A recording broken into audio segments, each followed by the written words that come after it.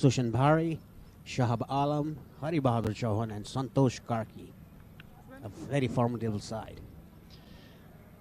Yeah, and for the talent hunt, CA Dhaka, they are going to have to find a way to bat better. Just wasn't good enough in game one, really. Lowest total of the tournament as they were bowled all out for 77. Batting conditions haven't been easy either. So I will ask you, Paresh, why have they chosen to bat first? Well, probably they want to put the score on the board and defend. Probably get 130, 140. Going to be spin to open the attack. And the left arm spin of Sushan Bhari. He just starts with a bit of a loosener, trying to get some movement into the shoulders. 2 games in 2 days, not easy. Particularly in this oppressive heat. 35 degrees right now. Sun kind of flirting with the haze. Beautiful place though, Barawa. Really is. Down, what, about maybe 15, 20 kilometres away from the birthplace of Gautam Buddha. Yeah, probably.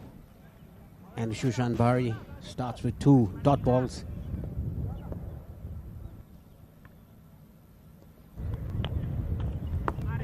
Nicely bowled, tossed up teasingly. Opening up the batting is Ravi Chowdhury on strike, being joined by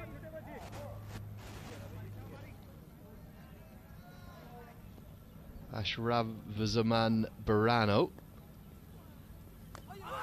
And the first wicket comes in the first over. Kept a little low, the cut shot was looked for, and Sushan Bhari strikes. As simple as that. This is a really good catch held by Benad Bandari. Never easy. May even have come off an under edge or a toe of the bat. We'll take a look on the replay. But good glove work, crisp glove work, gets the breakthrough for his team. Yeah, look at the replay. A very good catch by Bandari. Under edge. That's very well taken by Bandari. Good glove work there. Sushan Bhari opens his account with a wicket. No runs on the board. It's none for one.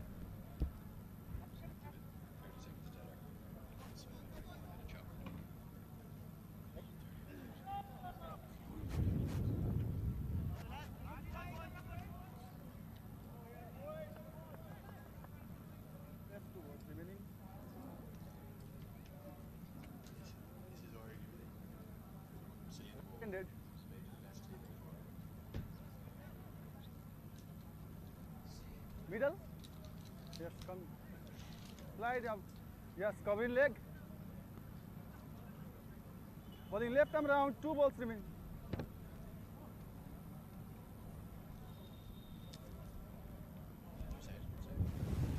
The new batsman,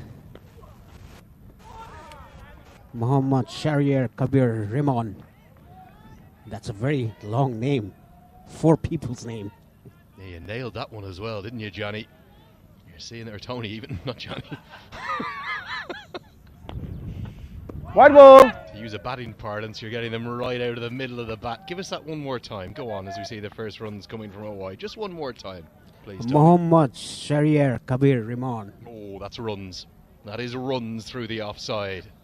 Beautifully pronounced by Tony, and he gets us to the end of the first over. It is all the ones on the board. 1 for 1 after 1.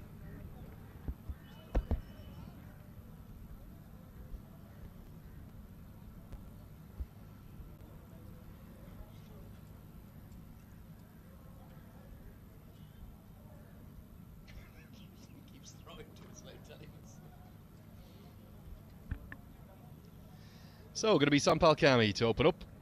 Ever energetic, ever enthusiastic, and very impressive yesterday with the ball. Interestingly, his old sparring partner Karen KC, who is enjoying dinner with last night, they've both been operating off reduced run-ups, haven't they, Paresh? Understandably, a lot of cricket going on at the moment. Kami, though, has been finding a way to make it work, whereas Karen KC hasn't quite. Yes, both these bowlers are strike bowlers of the national team. They're bowling from shorter run-ups. A lovely scene position presented by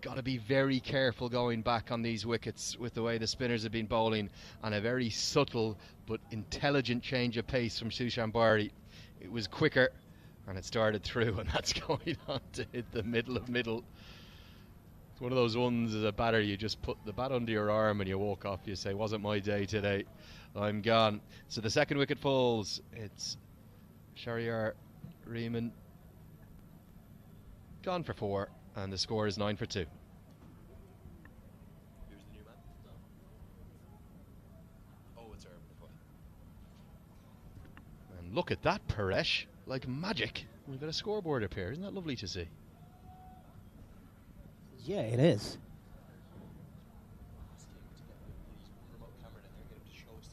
Come in leg. Yeah, that is middle. At any time. Going left arm around. Uttam Thapa Magar comes into the crease. They are 9 for 2. The Dhaka side in the third over.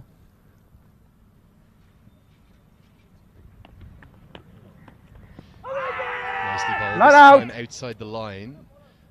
And lovely to see that. Sushan Bari himself didn't even actually appeal. He knows it's not out. Now, yeah, given some air. Yeah, he was hit him outside the line of off stump. Causing all sorts of problems. Definitely hitting the batter outside the line of off stump, playing a shot, so it can't be given out. Really good tight over though. 2 overs bowled by Bari. He's got 1 for 2. And at the end of the third over, the score is 9 for 2.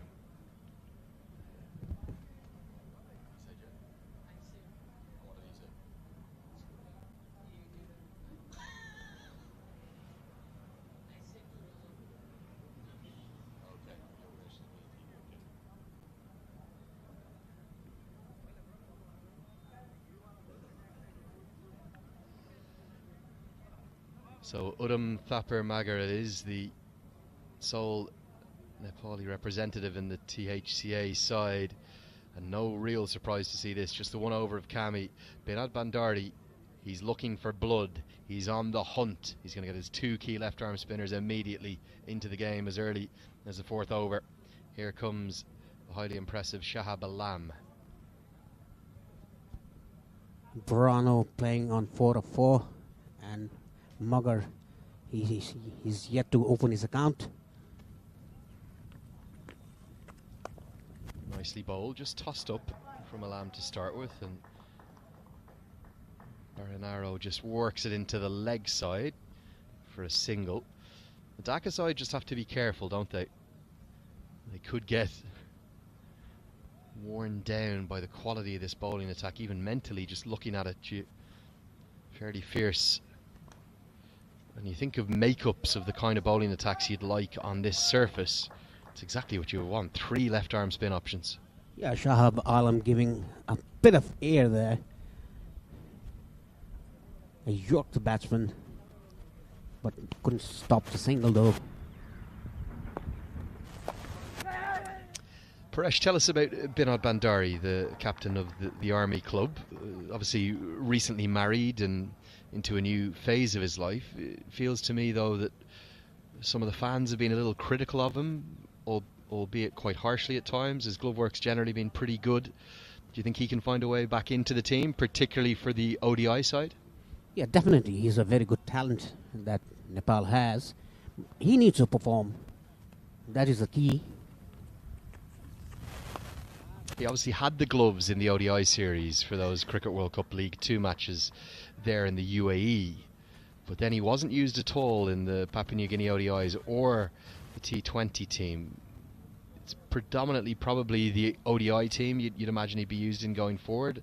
Asif Sheikh likely to keep the gloves in the T20 team. It's not only about keeping the gloves, but you have to perform, bat well, score runs. I don't think Asif Sheikh scored too many runs in the T20 internationals, the tri-series. So it's very important for the batsman, for the keeper batsman to have a good glove work and perform as a batsman. There's, I suppose, several contenders. Oh, wow, look at this. We're going to have a second LBW appeal. Shahab Alam was convinced. The batter less so. I think this could be interesting on second viewing. Sharian Shahi has got the finger up pretty quickly too. What was your initial instinct? Paresh, let's take a look. My initial instinct was out. Yeah, good decision, and good from the commentary box as well, Paresh. It's actually just skidded on, hasn't it? And that's the perfect example of the natural variation. You could see the rotations on the ball indicating it was the off-spinner for the left-hander, but it's probably just maybe hit the shiny surface of what's still a pretty new ball just in the fourth over, skidded on, and with that lovely angle that Alam gets, it's probably hit him in line with off-stump and going to go on to hit. Let's have a look. Impact definitely in line. In line, yes. Going to go on and hit middle stump, so a pretty easy decision actually on second viewing. But it's only when you slow it down, because all of that happens so quickly, that you can be certain. Not an easy job umpiring. The umpires have got their decisions spot on so far this afternoon. Credit to them. 4 overs gone. It's 13 for 3. So you're very welcome along to our coverage here on Sunday. It's the start of the working week. And what is a special week for Nepal? It's Nepali New Year. So we're in, what are we in? 2078 now. And pretty soon we're going to move into 2079, is it? Yes, exactly. I think a week to go. Tony, are you still with us here? Yeah. Yes, I am. I don't think you are. 2078 it is, yes? Yes. Lovely. We'll stick with that. And then maybe next week, when we get to 2078, just remind me. Yeah, we might do a few celebrations for the Nepali New Year. I'd love to know the history of that as well. Different calendars being used. Problem here for Dhaka now with the loss of those early wickets and 3 very high quality left arm spinners. Where are the runs going to come from? It's very difficult to say. The approach is not right. Even the Dhaka team, yesterday they were bundled out for 77. And again, he elected to bat first after winning the toss. Yeah, they look like a side in prime form, the Army. This one's cut away. Good stop, but a mix-up. This could be a run-out. Oh, Binod Bandari. He's not collected cleanly. He's chosen to take the modern option, which is in front of the stumps and try and carry it back. Would this have been gone? Yeah, talking about his glove work. He's a bit rusty these days, I think.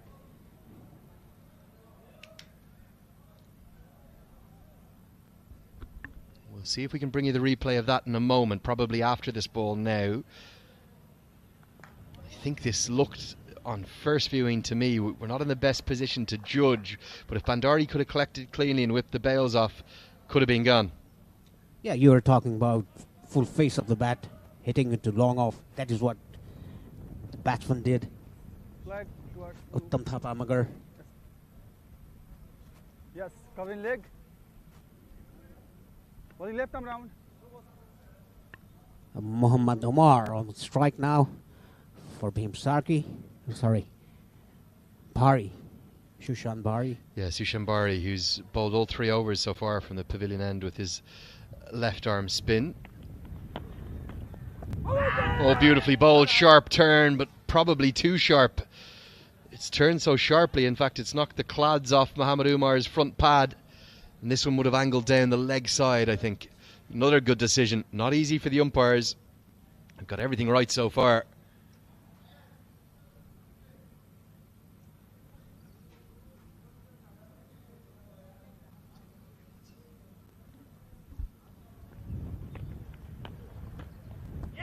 Oh, beautifully bowled. This time goes on with the arm. Barty has it on a string right now. Really nice spell for him so far. 3 overs, 2 for 4. Let's take a look at this LBW appeal. I think this has turned so much. You can understand why it's been given not out. Maybe just angling down. Yeah, Barry was also not interested about the appeal. And talking about Nepali New Year, from tomorrow, 3 days, after 3 days, the year will be 2079. BS. There we go. Bit an over later than we were chatting about it, but we got there. 2079 is imminent here. in the beautiful land of Nepal. All across the great cities of Bhairawa, Biratnagar, Pokhara, Chitwan, Kathmandu. It's great to be down here in Bhairawa, and we're maybe getting a sign of the future. The future of the game doesn't have to be just based in the capital city, does it? Can spread its wings out to the provincial towns. Yeah, it doesn't have to be based on the capital city. Chitwan is building a stadium, as Bhairawa has built a stadium as well. The parapets are there. It's not completed yet, but it'll definitely be completed sooner or later. Yeah, and just speaking to some of the home officials after play yesterday, it was really lovely to see with the sun setting at the end of the second game, 2 or 3 of the sides coming in and using the facilities. They were having a net on the outfield, having a bowl, and there was kids everywhere. It just had a real sense of being a hub of the community here in Bhairawa. Nicely bowled, squirts away off the outside edge. Fortune for the batter, and I think it may well run away, not quite to the rope, but for a couple more runs. Some fancy footwork will keep that to 2. Vikram Sob, the army man. Can't buy experience, Paresh, can you? And he was clever enough to know here if he tries to get the dive in, he could have been in a world of pain. Instead, just one touch with the right boot will do the job. A one-touch goal, that is. It's good batting down the ground. I think he's going to get 4 here. Best diving efforts at long on, won't be able to cut it off, and that's a really good stroke. The first controlled shot of the innings. Santosh Karki can't cut it off, and 4 runs down the ground. Yeah, you can see there, I think he jumped over the ball. He dived over the ball, got the hand to it, but couldn't stop the 4. It's more like it though from the Dhaka side. Mohamed Umair getting that one down the ground nicely. Tends to be the case that if you lose 3 wickets in your power play of any T20, you lose over 9/10 of your matches. So it's an uphill task here for Dhaka. That's what the statisticians tell us. They have to keep believing, and the benefit that they'll have is that, as we saw in the first game, this morning's game, which was from Group A, if you end up with anything over a run of ball, in fact not even a run of ball, they only made 117, did this CAR 11, but it proved to be more than enough. It was 29 runs too many. So the batters have to remember, they're not looking to get 160 or 180 here, particularly with the early wickets having fallen. Battle up to 120, you're in the game. End of the over, end of the power play, 22 for 3. Look at the batting card.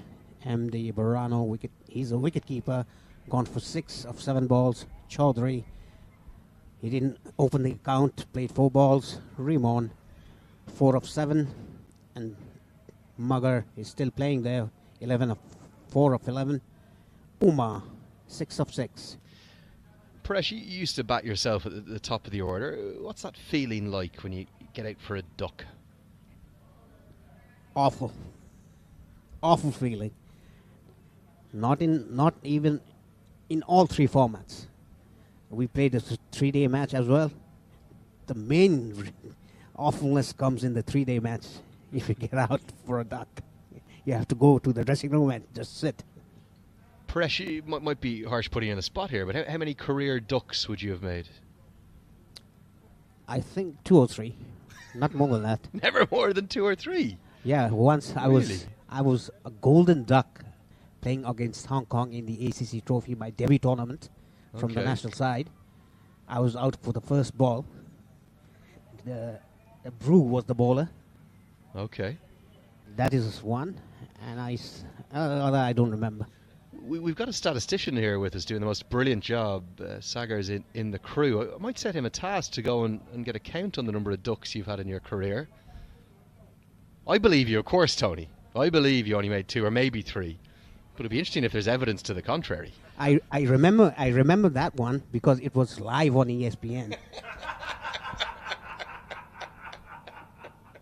So that's why you're claiming that one. You're admitting to that one. Oh dear. I think there's going to be a task there for a young man. If he can find me even 5 or 6, I might be quite happy with him. Sushanbari is going to continue back here in the action, and in fact he's not, sorry, Kushal Malla is going to replace him. I thought Sushanbari might bowl his 4 straight through. I'm going to bring on the youngster Kushal Malla from the pavilion end of the ground. I thought he bowled particularly nicely yesterday, and in many ways he was the pick of the bowlers.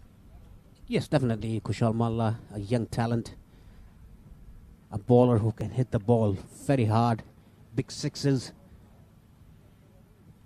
Yeah, but there's been no sixes at all for Kushal Malla of late, because he's run into what you can only describe as a horror run of form with the bat. He's still just 18 years of age, remarkably. Feels like he's been around for an awfully long time. He's got big broad shoulders, but listen to these numbers. Since January, he's batted 10 times in all sorts of different forms of cricket. The Prime Minister's Cup, for the Army, for the national side, and as well as here at the Pro Club Championship. And in those 10 innings, he's never made more than 12 in one knock.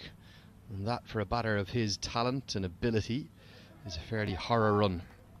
Yeah, I mean, being a youngster, you have to back yourself and just say, oh, I'm going to do it, I'm going to do it. You have to back yourself. Be confident. Just go to the practice sessions. Just bat and bat and bat, bowl and bowl. 10,000 hours of practice. You know what I mean? Absolutely, and that's where the faith that I'm sure will be shown in him by not just his Army club coach, but also the national team coach, Babudu Dasanayak, who will be integral, and also the more senior players around the squad. He's a very likeable young cricketer. He's got a great attitude, he's incredibly fit, and he's very strong.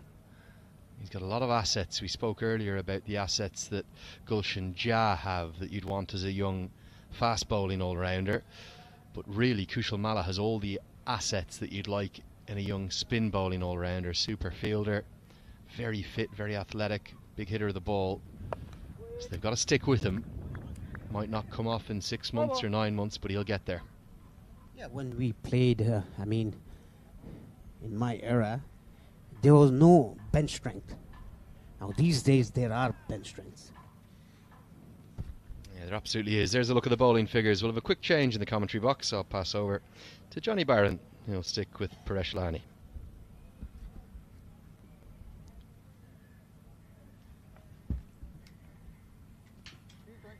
Sompal Kami 1 over 7 runs. Kushal Malla 1 over 3 runs. Sushanbari pick up the bowler still now. 3 overs 4 runs, 2 wickets. And Shahab Alam 2 overs 11 runs, 1 wicket.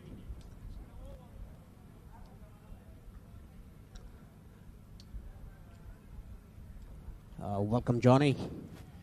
Well, indeed, and it's been a very tight start, hasn't it? THCA, though, offering just to try and get a grip of things here, aren't they? 25 for 3, slowly building this score up, and well, I know it sounds ridiculous, but looking to bat the 20. But Paresh, where do you feel what do you feel they've got to do here to be competitive against this very strong Nepal Army side? No, it's very simple. Stick to the basics. Play positive cricket. The approach should be positive. Just hit down the ground for a single, rotate the strike, get your current rate up.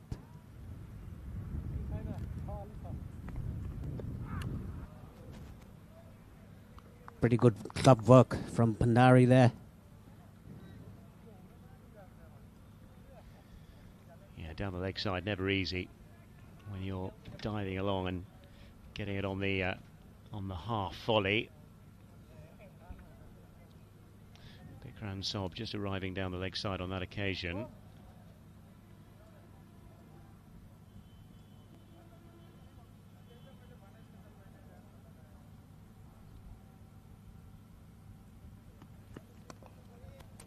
Yeah, defended quite neatly into the offside. And well, it's not quite like a test match, Paresh, but it's fair to say that the rate of scoring is a little sluggish at this stage. Yeah, it looks like a test match with colored clothing. Bikram Sob bowling to. He regularly bowls in a line and never gives room. And that was the last ball was watchfully played by the batsman.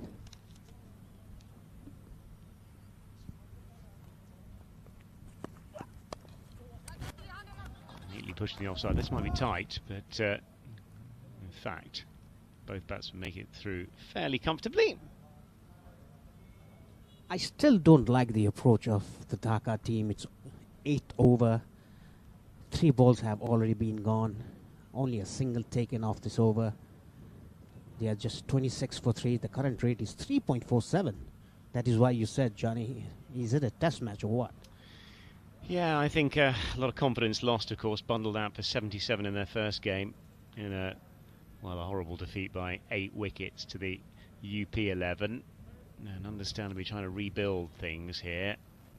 They don't want to go 2-0 down, but they are against one of the strongest sides in the competition.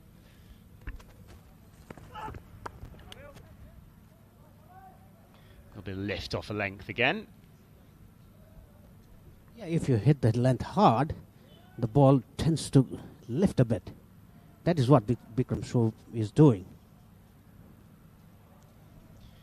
Yes, he's just probing away back of a length here. 3.39 is the scoring rate thus far. 7.4 overs. It's been fairly sedate stuff. This Sunday crowd here, which is starting to build up, and it will build up through the course of the afternoon, I suspect.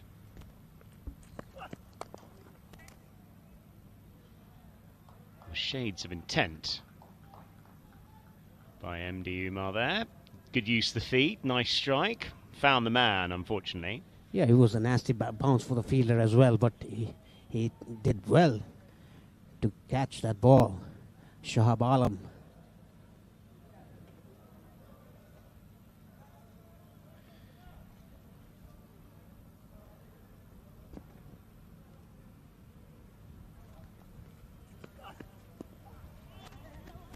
Sob again, just tucking him up for room, and all he can do is manoeuvre it down to backward point. It'll be interesting to see what kind of total they'll be looking for.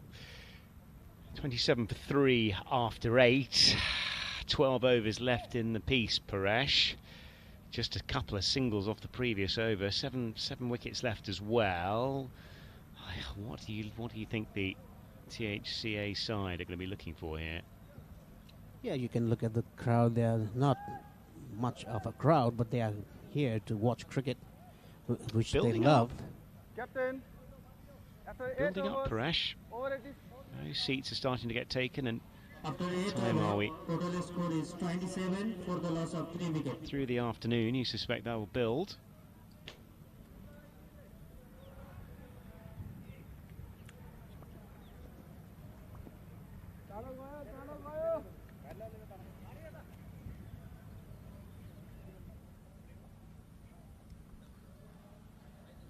Kushal Mallat, left arm spinner, will continue up here from the pavilion end. Well, that might be tight. A dive. I think we might go upstairs here. Yes, the dive might have saved him, but you often find push and run. If there's a direct hit or there's a tight bit of work by Bandari, might be real trouble. Let's have a look at this one.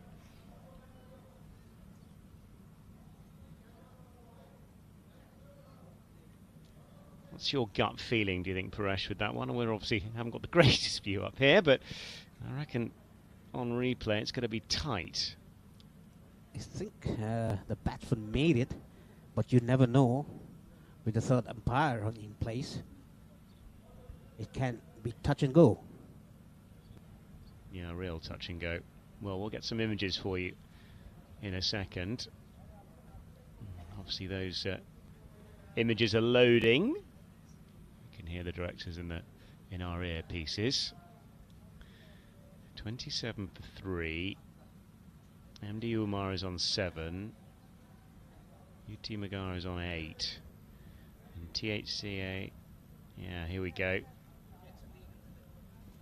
It's a legal delivery. It's going to be long gone.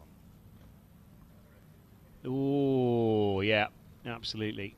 I think as Andrew Leonard just suggested at the back of the box, a direct hit would have been out. But the fact that do a bit of just to take the stumps, and that dive has been absolutely critical here. Has got him home. Yes, directive. Definitely the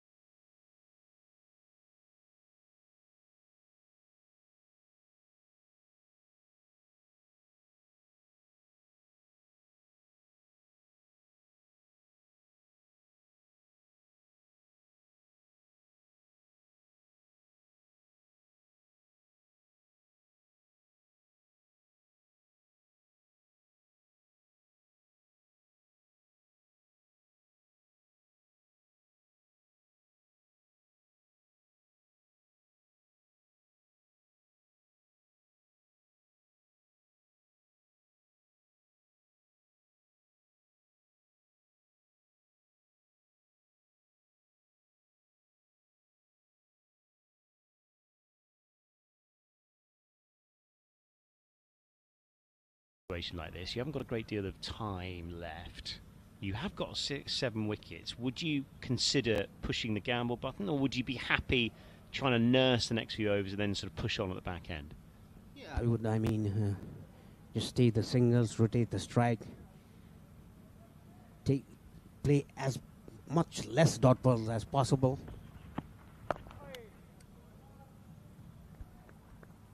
And maneuver the bat, maneuver myself to disrupt the bowler's length and line.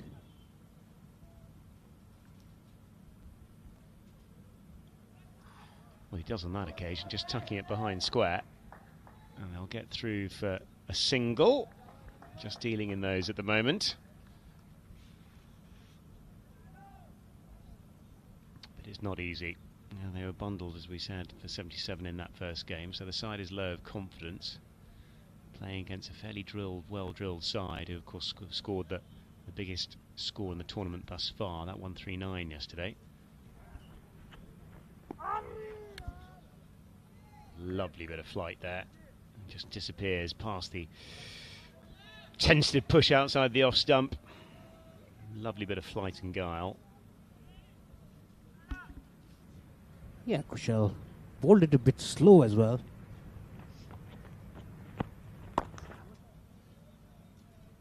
Yeah, the left armers have had such a big impression, haven't they? Not just for the Army side, but also for the tournament overall. Envy over 30 for 3 after 9. 30 for loss of 3 wickets. You're just seeing the card. Tarmaga is 8 off 19. MD Umar is 9 off 16.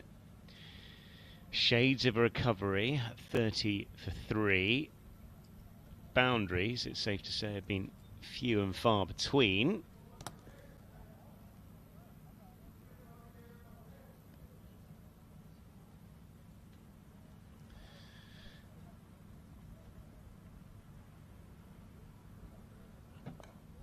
Oh, they do go inside out, up over deep extra cover. Oh dear, it's a horrible bit of work out there in the deep. And that'll be a much needed boundary. We haven't seen one of those for a while. Much needed, it's safe to say. And yes, just acknowledges the problem. I don't know what Pulhami was doing there. Look at that. He overran the ball. The ball turned and went for the boundary. Comedy of errors. Yeah, Umar goes up to 13 off 17 now.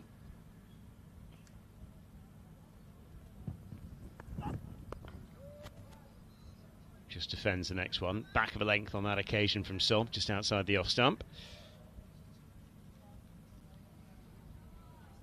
People are starting to trundle in, aren't they? We're seeing the grandstands either side fill up as well, which is great. And you think towards the end of the afternoon, when people start finishing work, Paresh, we might get a few more in. Word is travelling of this tournament. Yeah, most probably.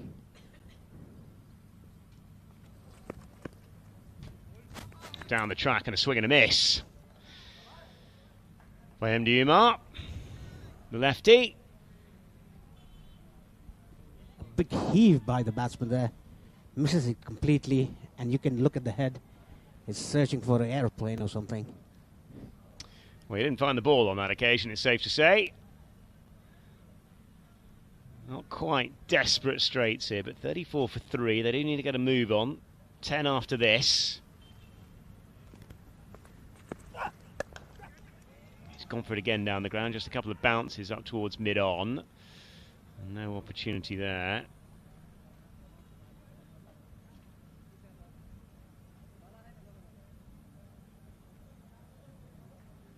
Actually, it's been we've seen a good array of bowlers, haven't we, through the course of this innings, and they bowled very tightly yesterday, didn't they, the Nepal Army Club? And they've really continued that form today, Paresh. Yesterday, the Armed Police Force, the only intent shown by Pradeep Aire, but none of the batsmen did that. Yeah, it's a lovely delivery. Change of pace, slower ball, and beats him outside the off stump. Very nice bit of work from Bikram Sob, who's a highly skilled practitioner.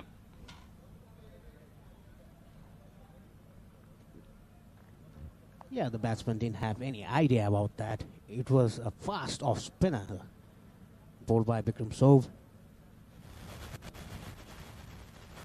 Yeah, gripped as well, which is always handy.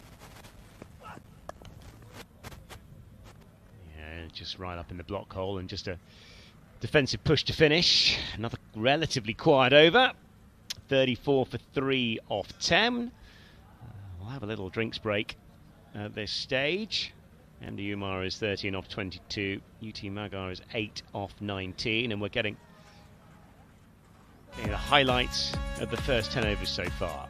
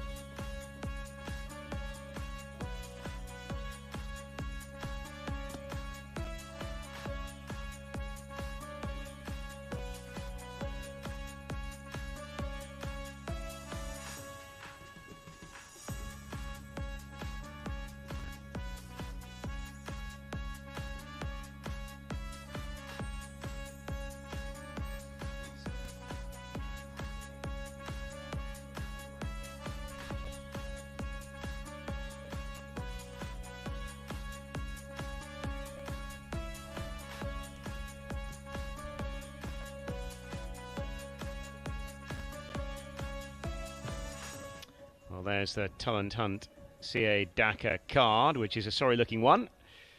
MD Barana, the wicket-keeper, he went for 6 off the bowling of Alam. Chowdhury was done by Bahari for 0. Simon LW bowled Bahari as well for 4. And the 2 not-out men are UT Magar and MD Umar, who are trying to build something here. 34 for 3 is where we are.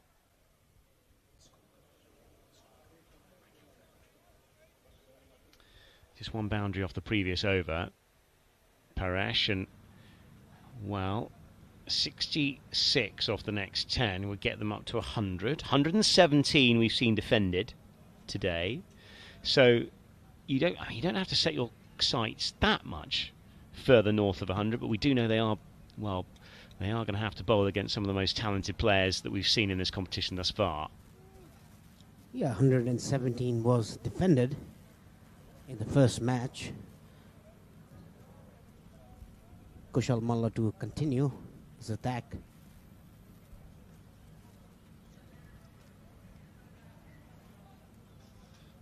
Yeah, he's bowled pretty well in the piece as well, it's safe to say.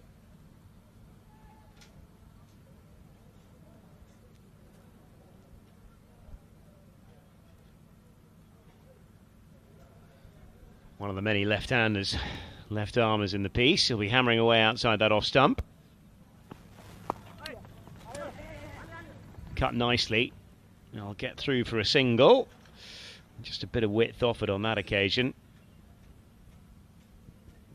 These two are going pretty well, but the current rate is still under 3.5. It's 3.44 in the 11th over.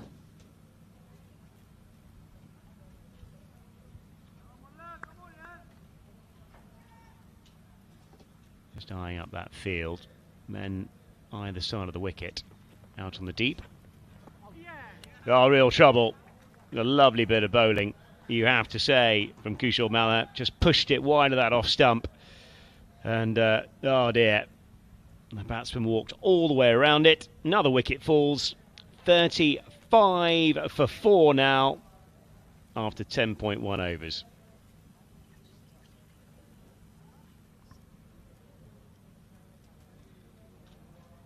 Yeah, as we see, and it's MD Umar who needs to go on this occasion. A sorrowful walk back to the wicket.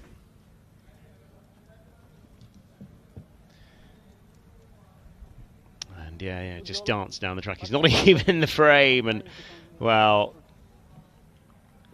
Binod Bandari is never in a million years going to miss that one. A super bit of wicket keeping. But when the batsman's not in the frame, there's always trouble, it's safe to say. And well, there's real trouble for THCA. 35 for 4. Run rate at 3.39. Little skip, pushing it wider. That was the key, really. Very nicely. That was the impressive thing. Ashish Ratnam is the next man in.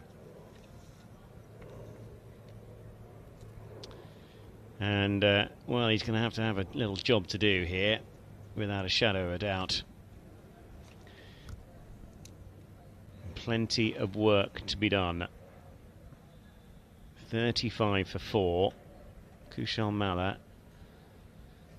is going extremely nicely with the ball. 1 for 7 off 2.2. Is in and immediately gets the, well, a kind of slog sweep out on the ground, and they get through for a single. Take them all, to be honest.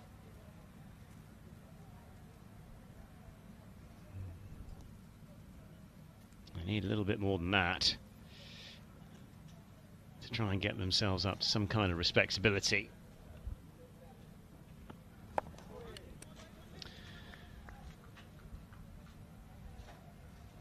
Magar just pushing forward again. Ashish Ratnam, sorry, just pushing forward again. Looking to work it away on the offside, and they'll get through for a single. Which is exactly the kind of thing they need to do, but they need to push a little bit harder than this, Paresh, don't they? Another wicket falling, of course, 37 for 4, running out of overs. Just 9 left after this one. And this disciplined unit that Binod Bandari is mastering is going very well once again, commanding the field again from behind the stumps. The Dhaka team, they are getting the middle of the bat, but no gaps or whatsoever. Oh, slog sweep, a swing and a miss once again. Ashish Ratnam. Yes, it was way outside of stump. 11 gone, 37 for 4. The Dhaka team. Yeah, 9 overs left. Sompal Kami with number 7 off his 1 over thus far. Kushal Malla's bowled really nicely, actually. Economy rate of 3, 1 for 9 off his 3. Bikram Sob again has been backing up his captain's faith. None for 5 off 2.5. These economy rates are super, really, aren't they? Sushan Barry as well. Bowled extremely well.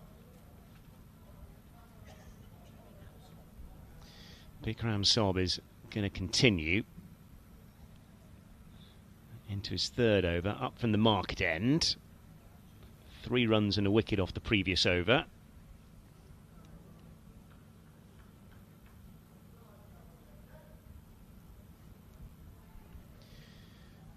What have we got? We've got a couple of, well, a man just behind square on the offside. Point as well, and a deep man on the rope. We're shot on the leg side, one bounce. Up to mid-on. Shades of intent, but it's going to need a little bit more beef than that. Paresh. Mohammad Moshur Rahman Musharraf. He's lucky that he didn't get the middle of the bat. Otherwise, it had gone straight to the mid-on fielder for a catch. Absolutely. Clothed it is the parlance. He's gone down the ground. Has he found the gap? He has. That's a better bit of batting. He's got it straighter, and he's hit it a bit harder, and that's the first boundary for a while. Up to 41 for 4. Yeah, he hit this cleanly, straight over the bowler's head.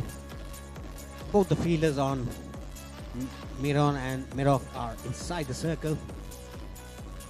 He took chance of that and got a result of 4. Well, it's a good bit of batting. And it's Uttam Thapa Magar who's doing the batting at the moment. The right-hander needs to have a little bit of up the pace. Just pushed out on the offside. Better ball from Bikram Sob. Yeah, I must say that was good batting. He checked the ball. He didn't go through the shot. The ball stopped a bit on him. That's why he checked the bat. It'll be interesting to see in the replay.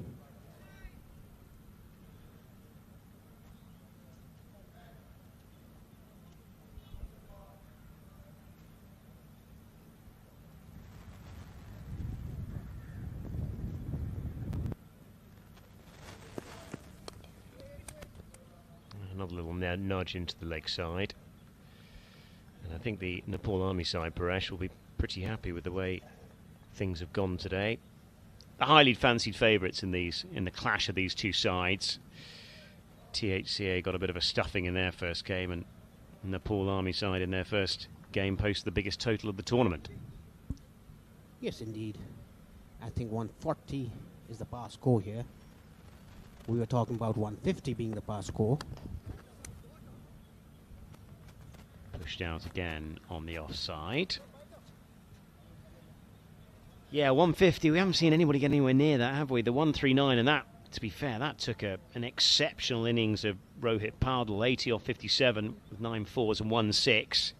That was the backbone of that performance by the Nepal Army Club yesterday. And their win against the police force by 51 runs.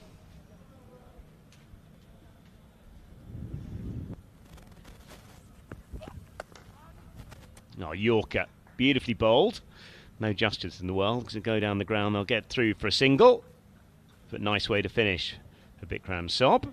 End of the over, 42 for 4.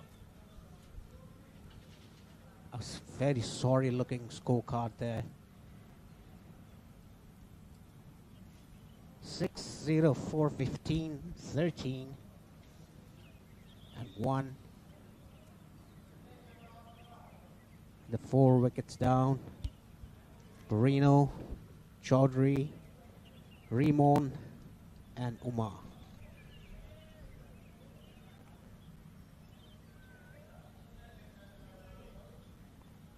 Yes, indeed. And, well, we've got 8 leffers in the piece. 8 overs left in the piece. 42 for 4.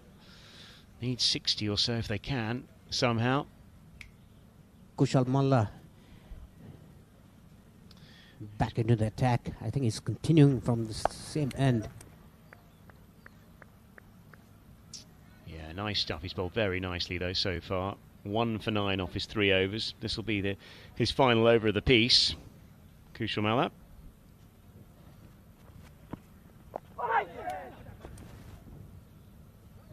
Looking for the audacious late cut, but it's tight to that off stump.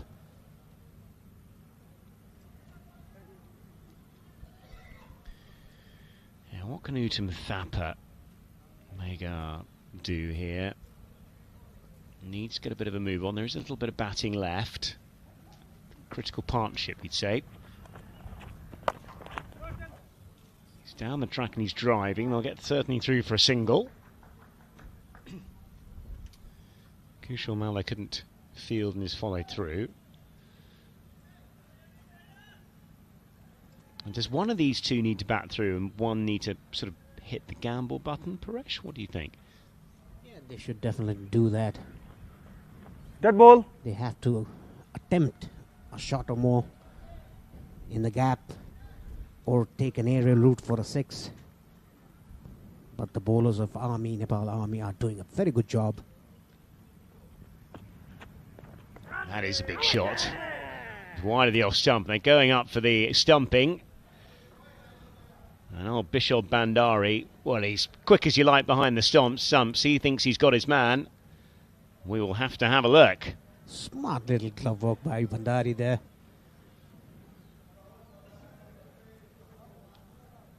Here we go. It's No a legal problem with that. delivery.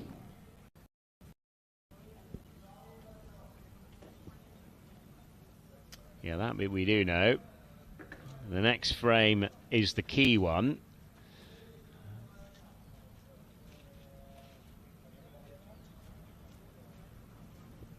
Well. I think he's on the line. The line belongs to the umpire. There's nothing back of that line. I reckon that he's out. I tell you what, a sloppy bit of batting really, because at no point did he make any attempt to get the back foot back inside the line. And you can see clearly there's at least an inch to play with. And that old adage, well, the critical part of the rules is that the line belongs to the umpire. And that is out. Andrew Leonard, of course, who would make a brilliant umpire alongside a fantastic broadcaster and leg spinner, has got that one out. Yeah. You have to wait and see, though, but there is clear daylight, we feel. Nothing behind the line. All day.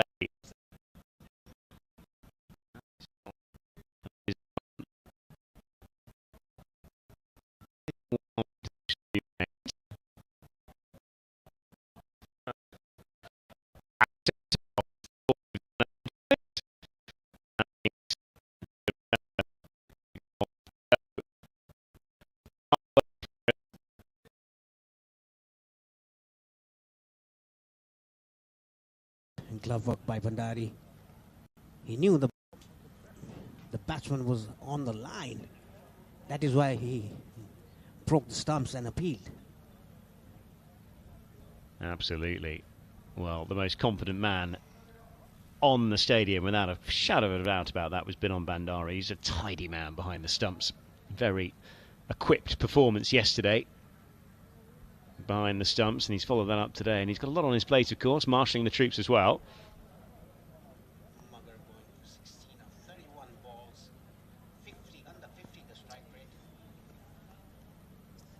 Yeah, painful progress, it's safe to say.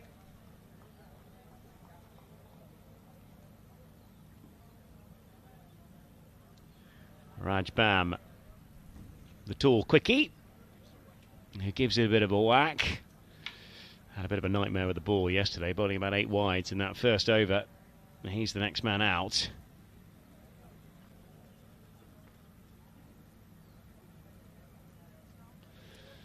What can he do? He hasn't got a great deal of time. Actually, he's in 2020 overs terms. He's got loads of time, hasn't he? 7.2 overs left.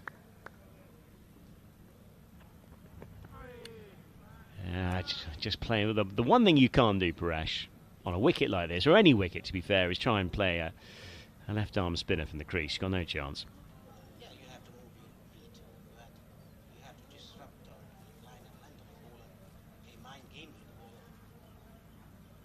the ball. Oh, swing and a miss down the leg side, but he'll get good value there. It's not the greatest delivery, it's safe to say, by Kushal Malla, and that runs away for wides down the leg side, and that is what's needed by the THCA side.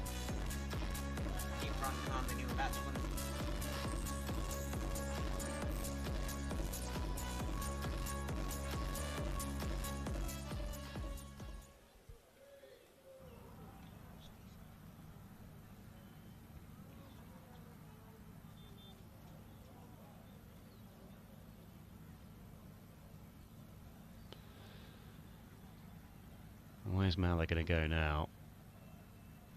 2 for 16 or 3.5. Rajbam is the man on strike.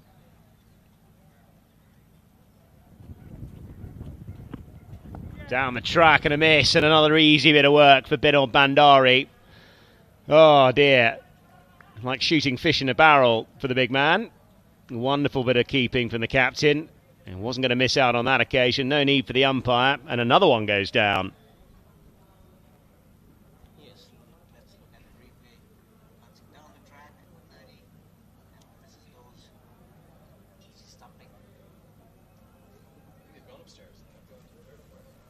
Oh, there we go. Right, so we will have a decision to be made by the third umpire. Probably just wanting to check and make sure that the wickets were cleaned up carefully. Rajbam is being asked to wait. Umpire's just making absolutely sure. And that's possibly because of a very tight decision that wasn't referred a little earlier in the day. I think often with umpires they'll look to go for the protocols if they can.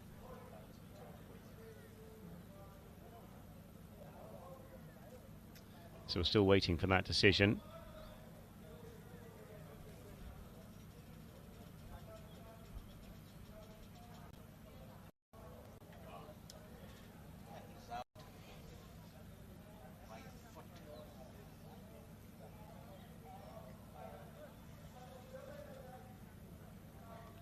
It's out. That's what we're getting through the earpieces from the third umpire. And understandably, you've got the technology, you might as well use it. And Rajbam has to disappear for what was a very brief little stay indeed. 13 THCA Dhaka. Yeah, 49 for 6 and tottering. The next man in.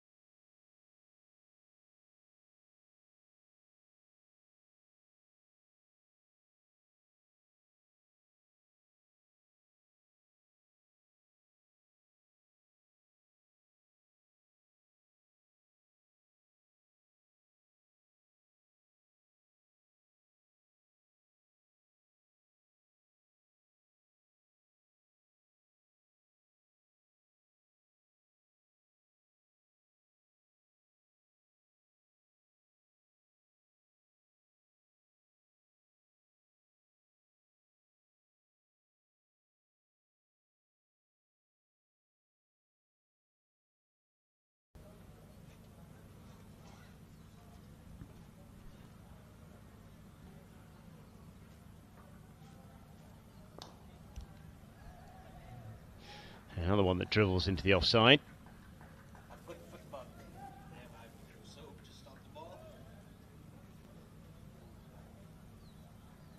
A couple of dots back to back.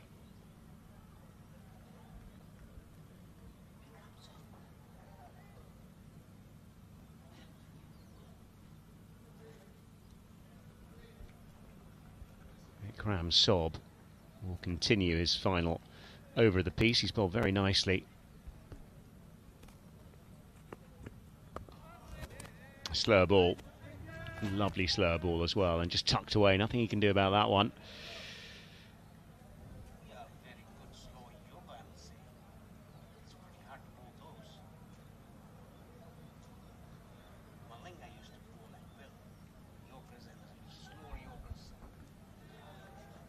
Oh, didn't he just? That slinging action of his. What a cricketer. Even when he slowed down in his latter years playing in franchise cricket, effective.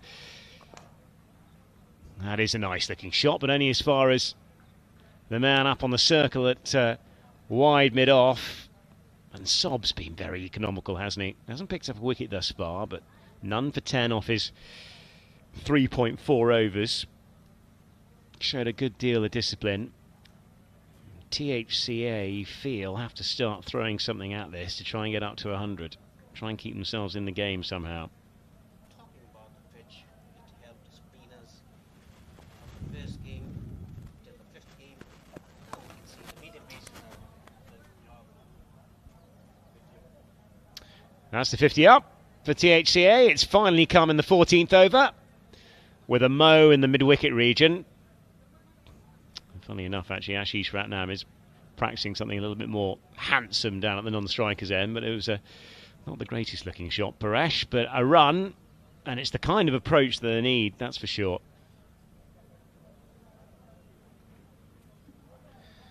The crowd just starting to build up in front of us, Paresh, which is good to see. it's always good to see a big crowd. So, last ball. Well, that's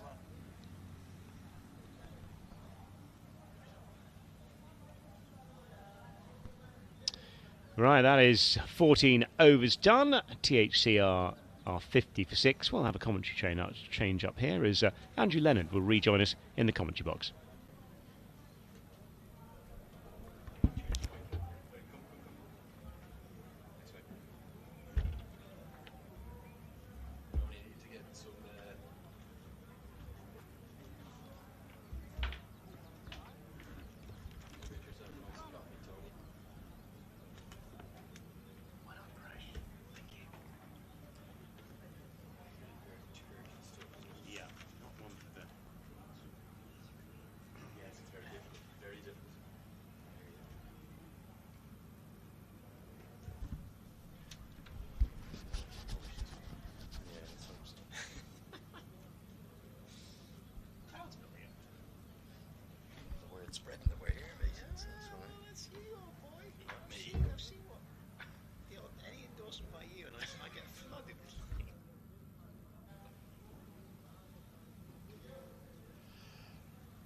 Thank you for the moment. Paresh going to go off, and I think he needs a coffee, doesn't he? Just needs to get something to get a bit of energy into him. Here comes Shahab Alam. Ball 2 overs up in the power play. A ball 2 now towards the death. And for the Talent Hunt Cricket Academy Dhaka, this is a big step up, it has to be said. Facing an all-international attack, every single one of the 5 bowlers which they've faced. It's not just played international cricket, but excelled at international cricket. And they're showing exactly why right now, Johnny. They've been excellent, they've been disciplined, and generally runs have been pretty hard to come by, although they do pick up a couple here. Yeah, and I think, you know, from a THCA 11 perspective, you have to look at this as a massive learning experience, don't you? When you're playing, I always thought, when I was never a top-level cricketer by any stretch of the imagination, but I always absolutely loved playing against the big boys. You know, that opportunity.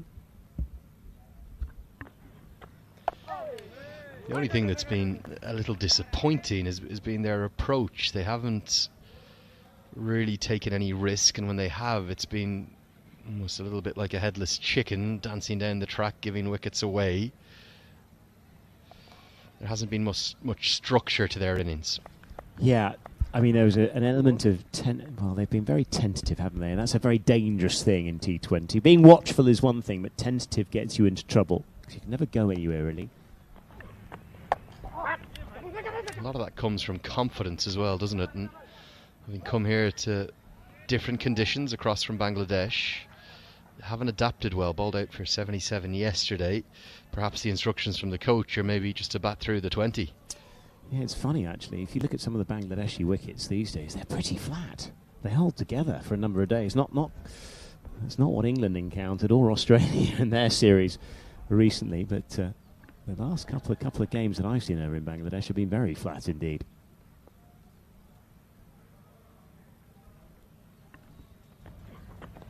Big shot attempted down the ground, but will only be one down to Sampal Kami. We haven't seen much big hitting either.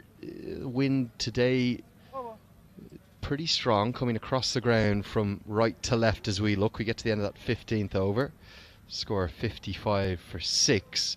Why do you think that's been? It's not just the batting surfaces, but it's also the areas the batters have looked to target. Anytime they look to go big, they tend to be caught. Yeah, there's been a real problem getting to the pitch of the ball, and actually timing has been a problem, hasn't it? And I think people have just been too early often, haven't they? You've got to wait as long as possible here. I think the other thing is with the length that often the left armers have bowled, or any of the slow ones have bowled. Ah, there's the scoreboard. Look at that. Isn't that absolutely magnificent? I don't think I've ever seen one gleaming and so sparkling in my life. I wonder, is that our sports shop out the back getting more business? It could be. It could be. Well, I think there's a wonderful story. I think one scoreboard almost came across the border, but it was too heavy to check it in, I think. Or came by, I think it weighed 60 kilos, and the excess baggage was a little bit beyond the budget. Too much. Yes. Maybe this one's been driven up from India.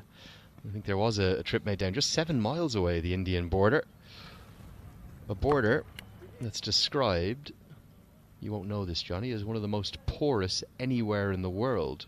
Porous as in very easy to come across. There's a lot of people, both Indian and Nepali, who just live one side and travel over to the other. There isn't any need for a visa arrangement. You can just get across. You don't even need a passport. In fact, the two countries very close, and in many ways in culture, in religion, of course, predominantly Hindu, and in both countries, the Buddhist roots as well. And then you put into the mix the love of cricket, and you can understand why the two nations get on so well. Absolutely. No, cricket is, well, it's a great leveler, isn't it? A great leveler, great thing to have as a communicator as well. It's also king, not just here in Nepal, but in India as well. There's nothing more popular. Walking around the streets, you see the little, what they call gully cricket in India being played. Here in Nepal, everywhere. Plenty of bricks set up as stumps, and often you don't even see bats being used. You just see bits of wood, more sharp turn on offer for Sushambari. That's actually how I started. Never had a bat growing up. We had tennis balls with my brothers in the garden, and literally a 2x4. It was actually quite a good thing to practice with, because if you can hit it with something that's 2x4 inches, you're going to end up hitting it pretty well with a cricket bat. Absolutely. Well, Donald Bradman used to practice against a water cooler, didn't he, or a water butt with a stump and a golf ball, I think. And a couple of years later, he had an average of 99.99 in Test cricket. 99.94. 94, you've done me again. Stitched you. Had to stitch you on that one. If you got 4 runs, massive mix-up, and they're going to somehow get a single. Well, the scorebook is going to say 1, but it doesn't even get close to painting the picture of what was happened here on this ball. He should have been run out not once, but twice. But it's ended up going through the fielder's fingers. Yes, indeed, Andrew. And oh dear, yeah, a real chance for what would have been a fairly simple run out, you feel, if gathered. Cut away, going to be runs out to the man in the deep, just a single. You have to say that both matches have had a rather sort of lazy Sunday afternoon feel to them, and the intent hasn't been there. 16 gone, 58 for 6. Yeah, it was an interesting innings by the CRR 11 in that first match, wasn't it? 117, but it proved to be enough in the end. And, well, this is great to see, isn't it? We've seen this all 3 days, haven't we, where the crowd has come in, these outdoor pavilions that we've got, which is under cover, number in the grandstand. It's always good to see people tumbling into a cricket ground. Always, but I think they'd like some extra entertainment. And that's what we got yesterday from Rohit Powdell, and that's why it was such a good atmosphere. It built up, and they were learning how to interact, when to clap, how to cheer, what to do. But the fans across there in the Fancy Akata pavilion, I felt a little sorry for them, both this morning and this afternoon, because the batting efforts, I have to call it as it is, they've been poor. The bowling's been excellent, some really good fielding as well, but on the whole, there's been some tame, feeble, and technically incorrect batting on display.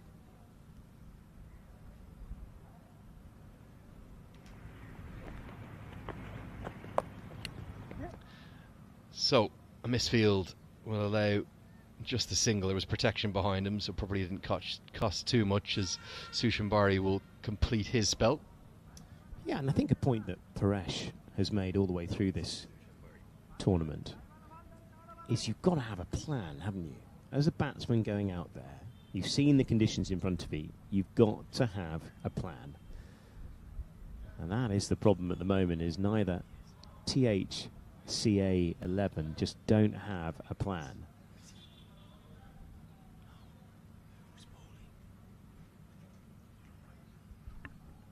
Pretty sure it's Shahab Alam, in fact, that's going to close out his spell here. Sushan Bari's finished with 4 overs, 2 for 7.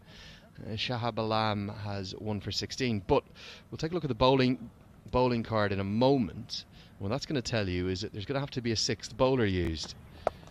The reason for that, Sampal Kami's only bowled 1 over so far. So he's going to have to turn to a 6th bowler, Binod Bandari. Yesterday he used just the 5. Yes, well, I think this is a great opportunity to get to look outside of your top 5 bowlers, isn't it? I mean, this is a great opportunity, especially with the paucity of runs on the scoreboard. Oh, good diving stop. Be a quick single. Presume Kami will bowl overs number 18 and 20, so somebody is going to have the rather unwanted task of just bowling 1 over in the 19th. Well, if you're going to have a 1 over spell in any game of T20 cricket, this might be the one to have a little dart at. It has to be said.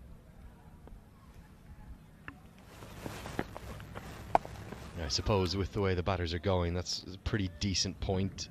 Very rare you see in T20 cricket a run rate in the 3s. It has never really been out of the 3s, has it? No, they haven't really tried to accelerate. They've been content with just kind of pushing it around, really, haven't they? And there's been the odd big shot, but it just hasn't been consistent enough.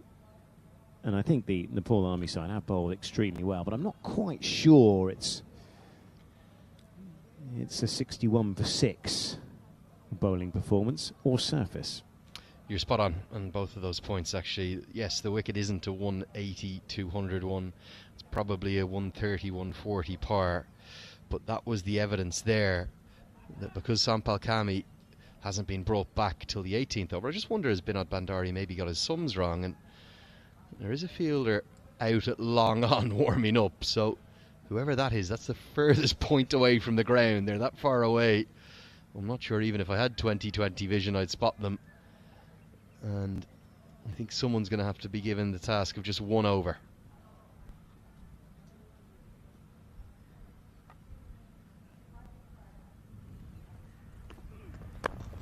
So Kami returns and it's hit out towards the fielder, out at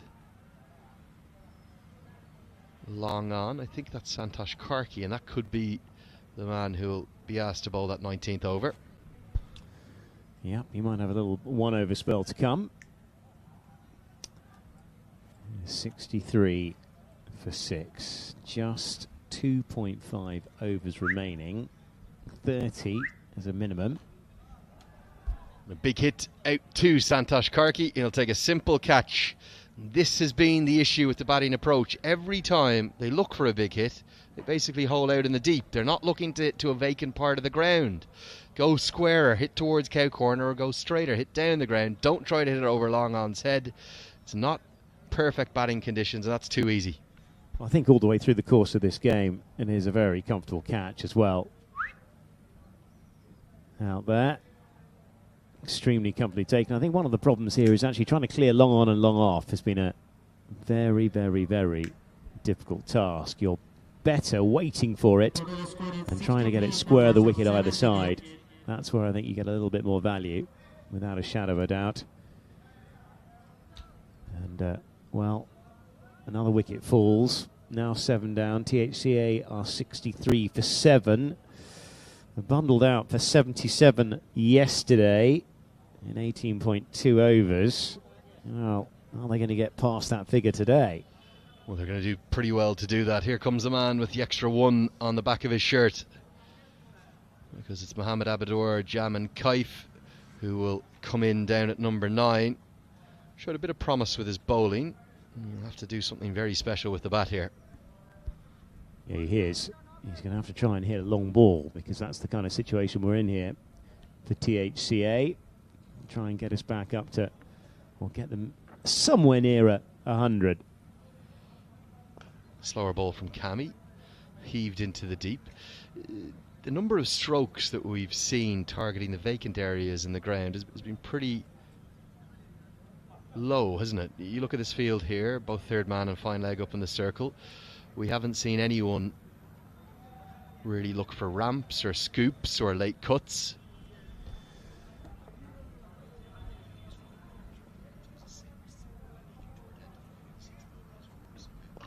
And finally, a big hit that will clear the ropes. All the way down at number 9. I think most of the good batting performances we've seen today have been at number 7, number 8 or number 9. And what an entrance to the crease from his very first delivery. Rather remarkably, Mohamed Abidor Jamin Kaif has smashed Nepal's premier all-rounder out of the ground for 6. Well, where's he been? Where has he been? Because that is a lovely looking shot, isn't it? Just skips down the track, and it's an extension of those arms and elbows, and that ball flies over the boundary, and it's a massive 6, and well, it's the first one of the innings. Very, very, very impressive stuff. And well, 2.2 overs to come. 70 points, 70 for 7 is on the board. I wonder what they can muster. Big hit, and I'd argue, Johnny, I think this is the biggest of the tournament. It's probably gone something in the region of 80, 85 metres. It's about a 58, 60 metre straight hit according to the ground staff, and that's cleared it by a distance, and it's cleared the retaining fence around the beautiful Baroa Cricket Stadium here, and it's gone for a maximum and some late hope for the side from Bangladesh. Tries to repeat the dose. Look at this, his first 2 deliveries. 6, 6. Thanks for coming, Sampal Kami. I'm going to smash you out of the ground. Wow, what a strike that is. It's gone absolutely miles. It's gone out of the ground. New balls, please, again. Well, the second we've lost in the space of 2 deliveries. And where's he been all this time? Look at the pickup. It's gone absolutely yonks, hasn't it? Clears the boundary, clears the fence. Over mid-wicket. 27th tournament 6. Big hit. This one went a little square, but again, the intent was the same. Standing still, standing tall, recognising that Kami's coming in and bowling some pretty average medium pace off a short run. And they have to change the ball again. Here comes another new one. 2 and 2, and the batters look to check it. Never seen that before. Well, they seem to be happy. So there we go. Honour is satisfied. Captain says to his all-rounder, Kaif, you've just hit the last 2 for 6. Can you hit this one for 6 as well? Pressure on Kami for the first time. Tries to repeat the dose, hits down the ground with no power and no timing, and he's hit it that poorly that it won't get to the long-off fielder. So he's hit 13 from just 3 deliveries, and at least the Talent Hunt Cricket Academy of Dhaka will move past their score of yesterday now, because with 2 overs remaining, all the 7s on the board, it's not a plane, it's 77 for 7. Indeed, and well, the big hard-hitting Mohamed Abidor Jaman Kaif has gone to the second highest score of the innings. Second equal, actually, with MD Umar. 13 off 3 deliveries. But you talk about impact in T20 cricket, the difference between the knocks of Umar and Kaif. And yes, it's very difficult to come in and hit your first 2 balls for 6. But the difference between 13 off 3 and 13 off 23 is the difference between the plateaus of Ireland and the mountains of Everest. Because literally, you're talking about a gigantic impact on the game.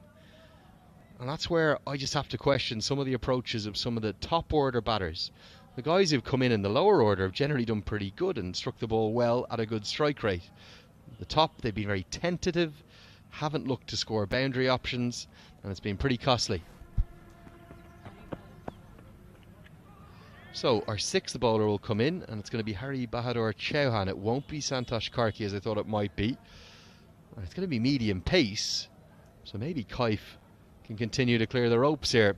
Could be in for an entertaining last 2 overs. We've been awoken from our Sunday slumber. Here comes the 6th bowler. Oh, very friendly medium pace. Well, this is exactly what the hard-hitting Mohamed Abidor Jaman Kaif would like, wouldn't he? Because he's got an occasional bowler outside of the top 5. It's actually not a bad. It just offered it outside the off stump, didn't it? Just a little bit of pace off it.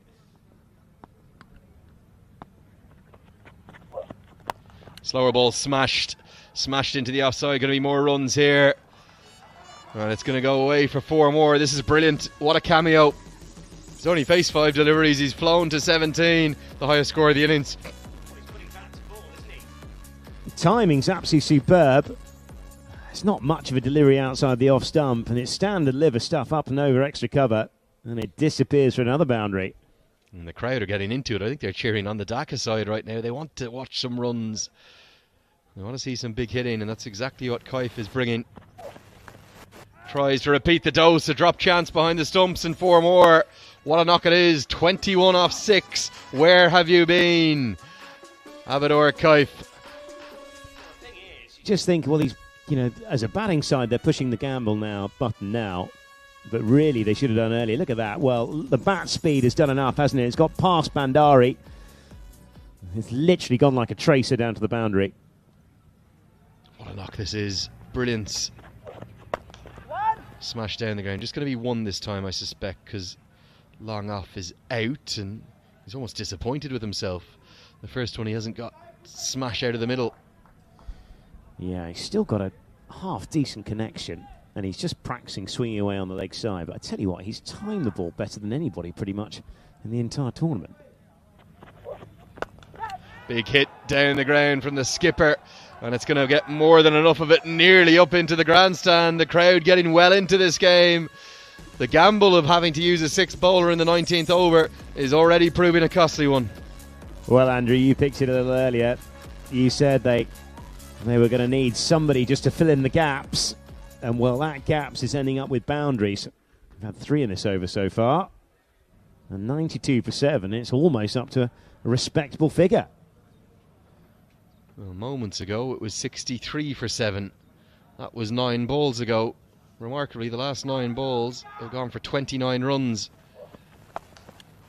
It's a nice check drive, going to be just probably the single down the ground. The only issue is that it'll keep Musharraf on strike, as Chauhan's solitary over is going to cost 16. Well, not sure that we'll see too much more of him with the ball in this competition. No, I think that's probably a very likely scenario. Yeah, 93 for 7 after 19. And the captain, Musharraf, will have the strike at the end. And his big actually, the main task here is to get Kaif onto strike and see as much of the strike as possible. And I think certainly what has to be done here, we're just taking a look at some of the boundaries as they came. Lots of runs. Back live with you now. The final over. Smashed down the ground. Going to pick up that single, which will bring Kaif onto strike. 5 deliveries remain. Don't think it's just going to be 100 that will be the target. I think Kaif is going to dream of the perfect cameo. Maybe 110, 115. That could be defendable. Well, they could do. 117 was comfortably defended this morning. Slower ball and right into the block hole. Cammy has to be careful here. No, he's not bowling at full pace, but he's got his pride to think about and his figures. Well, he does. And the problem is, actually, the medium paces are the ones to pick up, aren't they? You get a good sight of the line. Beautiful slower ball, and Bandari can't collect it, so the bye will be signalled, and that'll bring Kaif back onto strike. Those figures are correct on your screen. He's got 23 off just 8 deliveries, which in a game where everyone else is striking at 40s and 50s, he's striking at 287. Yes, he actually sticks out on this scorecard. A couple of yards out of his crease now. Wide Yorker, Cammy using all that experience, all that wisdom. He's got 2 more deliveries to get through. Yeah, it's actually pretty good over this, isn't it? Just the 3 conceded thus far. We're looking for a couple of boundaries. That will give them north of a ton. Edged and taken, and Cammy strikes. Gives him just a little wave off. He says, you may have got the best of me in my second last over, but I wasn't going to let you have the last laugh. Away you go now. You're dismissed for 23. But a brilliant cameo, and the home fans, they rise to Abidor Kaif. Yes, I have to say, what a super little innings. It's given them just an outside chance. And his little cameo will have to come to an end. There's just one more ball remaining. Still a chance of getting 100 to defend here. But again, even the way he's being dismissed, yes, it's an outside edge, but he's showing intent, trying to get down the ground. That easily could have been edged a couple of yards wide of the keeper and would have run away for 4.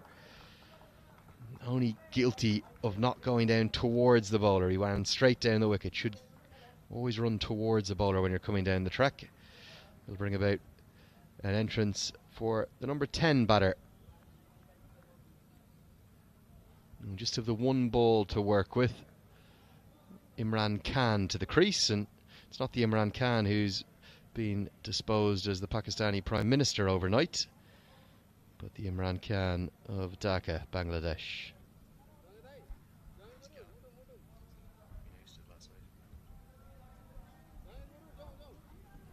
Here we go, final ball of the first innings. Slower ball, swing and a miss, and they're not even going to try and run the bye, bizarrely. Don't understand that myself.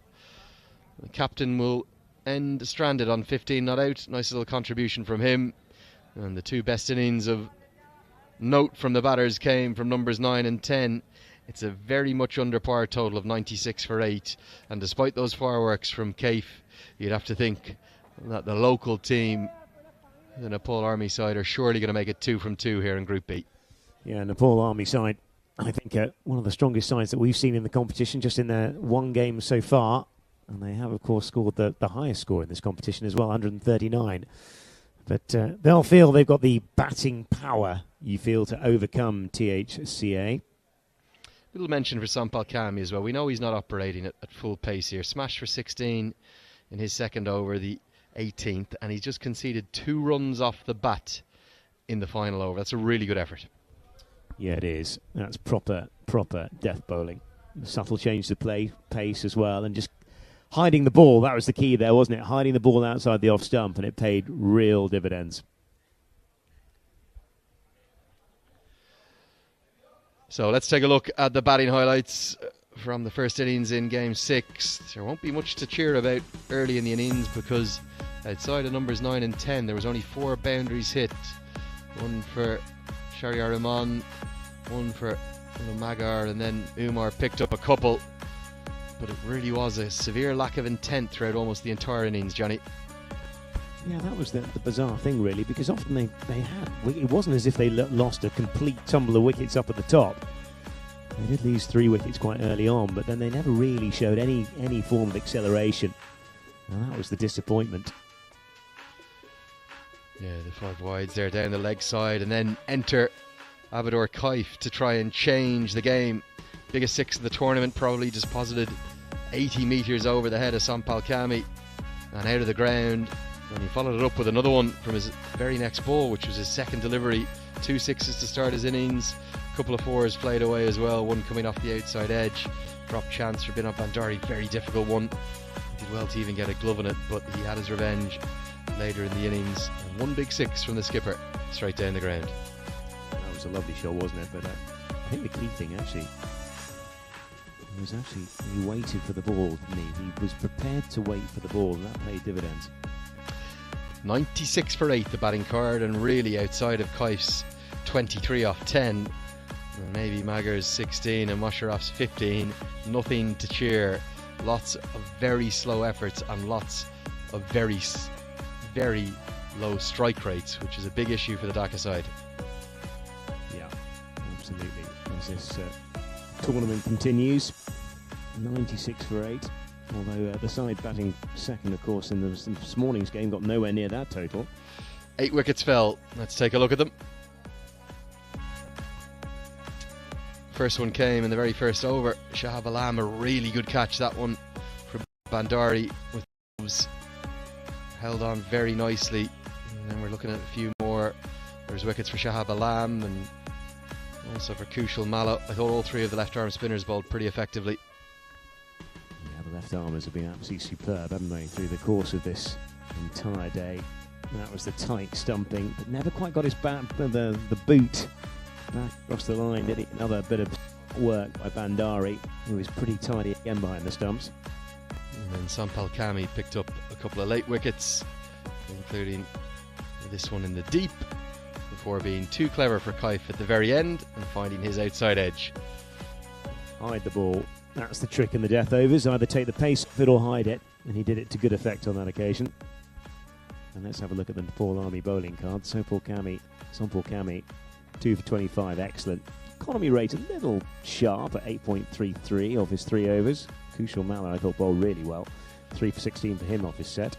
He bowled beautifully, and that, whether it was a miscount or that error of having to use the 6th bowler, ended up costing 16 runs in the 19th over, so very costly indeed. So that gets us to the halfway stage of game number 6 at the Fantasy Akata Pro Club Championships. It'll be 97 to win for the Army. We'll be back with you with all the action in a few minutes' time.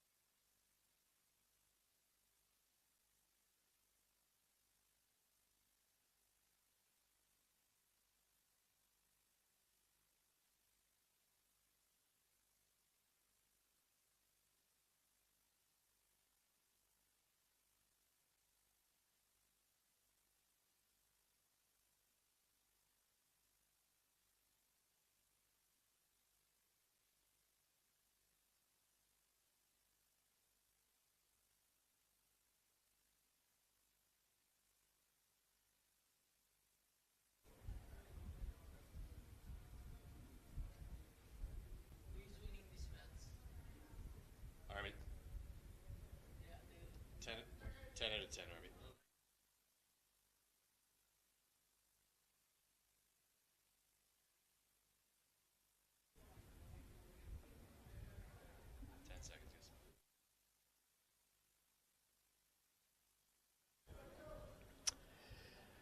Game day number 3 here at the Fantasy Akara Pro Club Championship. And we have game number 6. It's the Group B clash between the Talent Hunt Cricket Academy of Dhaka against the Nepali side, which is the Nepal Army Club. And the Army are limbering up to get ready for a chase where they require just over 5 runs and over. They need 97 to win. And they're going to open up with Santosh Karki and Hari Bahadur Chauhan. More like it from the Dhaka side today. They're going to open up with spin. This is a good move. Mohamed Umar to open the bowling with his left arm spin. Andrew Leonard here in the commentary box. I've got Johnny Barron alongside me. Johnny, it's been a Sunday that's kind of failed to spark. There hasn't been many big scores or close matches. Are we going to see something change right in the later stages of the day? Well, I'm not sure. I think they're playing on the Nepal Army side. Have showed good intent yesterday, haven't they? Biggest score of the competition. I think one of the reasons is we see the first ball left alone outside the off stump, no real turn on offer. Spectacled Mohamed Umar. One of the reasons we're seeing the crowd swell as well. The talk of the town yesterday was Rohit Kumar Paudel. His innings of 80 not out, the standout one of the series by a distance so far. White ball. And that is a poor delivery, dragged down, going to be 2 free runs. And I just hope that the home fans get to see Rohit Paudel bat. Well, he batted superbly, didn't he? I think 80 off 51 deliveries yesterday with, yeah, it was beautiful. 80 off 57, sorry. 9 4s and 1 6. Beautiful bit of batting. And just his touch and caress, but also, you know, hit the big shots as well when required. Yeah, for all the other batters in the tournament looking for a template as to how to bat on these difficult wickets, as we see an arm ball greeted by the perfect back foot drive. High up on his tippy toes, the full face of the bat shown, and 4 runs to the total. Yeah, what a shot this is. Waited for it, punched it, and although there was a bit of bounce, it just ran through that cover field. Cracking shot. The arm ball got a lot of movement back into the right-hander as well. Goes with the off spinner this time, slower through the air, watchful from Chauhan. Yeah, Chauhan played that very nicely indeed. And we're getting off to a decent start, this, isn't it? Up to a decent lick already off a half an over. Chauhan, who did play in the Everest Premier League this season, Biratnagar Warriors, he was in action for. I said this yesterday though, bizarrely, he was used down at numbers 8, 9, 10 for them and just bowled his little medium pacers, but it's the opposite for the Army. They're using in this different role up at the top of the order, opening up. This one's punched down the ground for 1. There's so much experience and quality and class in the middle order. Maybe that's the reason they're deciding to utilise Chauhan up top. Well, I guess the other opportunity as well is to try and get, you know, a warm start in that power play. Plenty of stroke makers to come. An opportunity to try and clear the field as well.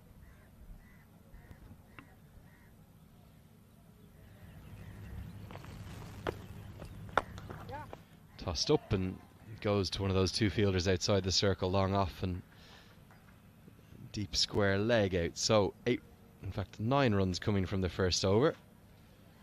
Plenty more than they need, and a pleasing start for the Army. Yes, exactly. And you feel it might be a bit of a doddle. 96 for 8 was a score that the Talent Hunt Cricket Academy scored in their first innings, and well, I'm not sure it's going to challenge the depth of batting that this Nepal Army side have available. Of the 8 teams we've seen so far, Johnny, we've had a decent look at all of them. We've seen 4 of the sides now in 2 matches and the other 4 in 1. Who do you think is the maybe in the hot seat for the tournament favourites? Maybe this Army side, the Push Sports Club Delhi and the Uttar Pradesh 11 looking good from India too. They are indeed, but of course CAR 11, of course, they've got 2 wins from 2, which is awfully handy. Always like points on the board, it has to be said, but I think the Nepal Army side are very strong. And you're absolutely right, those 2 Indian sides, you think are going to be real challenges.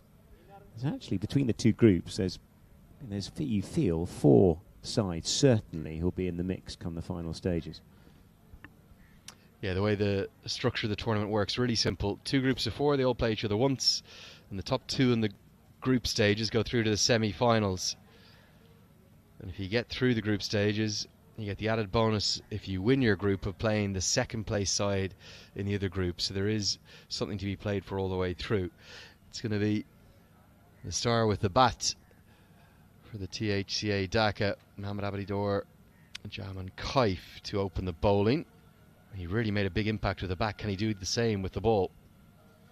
Well, he was absolutely superb, wasn't he, with bat in hand. Just needs to straighten up from yesterday's performance, or Monday's performance. Movement and late movement, flirting right out with that wide line. Johan throws his hands at it, can't make any contact. Yeah, he's a combative cricketer. It was a terrific performance with the bat. Picked up a wicket in that first game. It was very expensive. Just the 1.5 overs in that.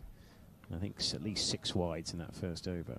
Now, the big question is, what's Bikram Saab eating? I think he's eating some pretty tasty looking grapes. Going to be wide outside the off stump. Don't know if Bikram can telepathically hear me. Send the grapes up to the commentary box. We need some refreshments. Talk me about that sugarcane that you keep finding. Oh yeah, the sugarcane juice is what it's called. I tell you where we're going immediately after coming off air tomorrow. We're off on a sugarcane juice hunt. I didn't get my hit today. My usual man with his cart has gone missing in action. Need to find him to complete the Sunday afternoon. Another wide outside the off stump. These same issues that came yesterday for Kaif with the ball are repeating to haunt him. Well, this is it, isn't it? Wide of the off stump and going wider. And that's the problem. His action just lends himself to fall away, doesn't he, to the offside. This is where coaches are so important. We don't need to change his action. We just need to get him running with a different angle. He's running up too straight and then falling away. So everything's going to be wide outside the off stump. What I'd do with him, if I was his coach, I'd get a whole load of cones laid down. We'd start him from slightly wider, not much. It's only probably half a foot, maybe a foot wider he needs to start at the top. And literally give him the indicator of the cones to run through. Still go through the middle of the crease.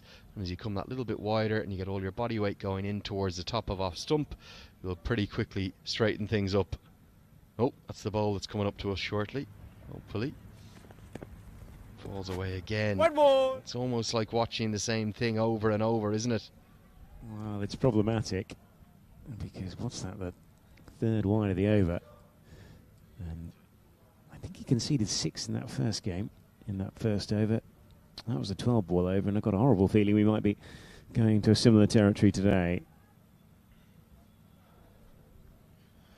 I was talking yesterday about how brilliant it is to see the scores live on ESPN Cricinfo, and our thanks to the scoring team that are doing a fantastic job.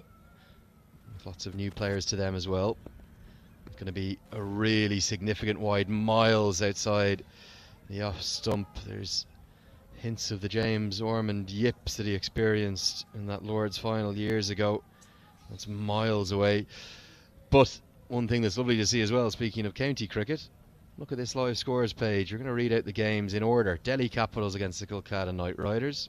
That's alright, that's the IPL. South Africa, Bangladesh, that's fine. Yeah, test match going on down in Port Elizabeth. Oman, Scotland, crucial Cricket World Cup League 2 game. Namibia, Uganda, T20I, of course, in progress today. Uganda had a big win yesterday, actually. Chased down 170 odd against Namibia. Back on the money. And then the next games, it's not Somerset, Hampshire, or Surrey, Warwickshire, or Glamorgan, Durham, or any of this county championship nonsense. It's right here with the fancy Akara Pro Club Championship. Match number 5, the result from earlier. The Rupendahe 11 winning by 29 runs. That was game 5 of the tournament, then it's game 6. You've got your priorities right, Cricinfo. I'll give you that. Do you think Amir has been working his magic? One of the great promoters of the game, of course. Well, he does have a habit of being able to convince people of, of things that maybe they otherwise wouldn't do if it wasn't for his charm and his excellence. And we do have to give Amir Akhtar great credit for having also the vision and the foresight to come up with this concept of the Pro Club Championship. It's absolutely brilliant. And there was talk the other night of taking this on a tour around all the other clubs. Driven, but straight to the fielder. Nice to see the radar being corrected here for the bowler.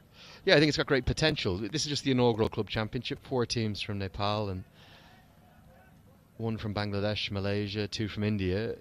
Nepali cricket obviously very close to Amir Akhtar's heart, and that's why he's gone down this route, to give all these young players more opportunities. But who's to say we couldn't see maybe a couple of European clubs come over in future years?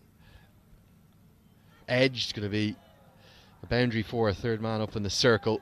In fact, third man is back but very wide, but it's gone fine of him. And an expensive and very long opening over is going to end 2 gone, 17 for none. Well, absolutely. You talk about the European Cricket League as an example. Some kind of tie-in with those guys would be brilliant. Yeah, edged wide of the keeper though. Ran away for 4 runs. Yeah, you could have the club champions of Europe take on the club champions of here in Asia, couldn't you? It'd be great. It'd be good fun. Well, I think even a European club side coming into this competition would be fantastic as well. But I think, what you've got, with the likes of the Malaysia 11, the clubs you've got here, and the academies. The academy actually might be where the future lies in this format. Certainly coming from Europe and overseas, but it's a brilliant, brilliant format. It has to be said. Yeah, 8 teams here all playing out for the inaugural title. Left arm spinner is going to continue. Chipped. Oh, a juggling drop. That would have been a very special catch indeed. He would have been like Clark Kent with those spectacles on if he'd clung on to that, like Superman. Yeah, moving away to his left-hand side. Andy Umar nearly taking a spectacular one. Let's have another little look at this. Yeah, it is almost a good grab, isn't it? And the second attempt, there it is, and it's just not quite there as he sprawls to the ground. If only he'd got the dive out, we could have had the memes done up with the cape on, the Superman glasses. Nice to see some of the Push Sports Delhi side watching the action. They'll be back in action tomorrow, I believe. We'll check that. Yeah, they're playing against the Malaysia 11 at 2 o'clock tomorrow. The morning game, we'll see the Armed Police Force take on the Uttar Pradesh side. And no surprises, we might have seen a drop chance here, judging from the bowler's reaction. Is there a tickle on this, Johnny? Well, we'll get a bit of visibility here. A little, clear deflection off the bat. And that is a chance, and a chance down. Yeah, put down by Barano, the keeper. Should have been held. Never easy off a spinner, but certainly got both hands to it. This time the arm ball's dragged down. Yeah, no surprise to see a coach, Puru Singh, insisting on his Push Sports Delhi side to be here to watch the opposition, learn as much as they can ahead of what's a big chance for them to make it 2 from 2 and guarantee them the first place in the semi-finals tomorrow if they beat Malaysia. Absolutely, and I reckon they'll be we often had the Malaysian 11, didn't we, out last night training. They're in action tomorrow.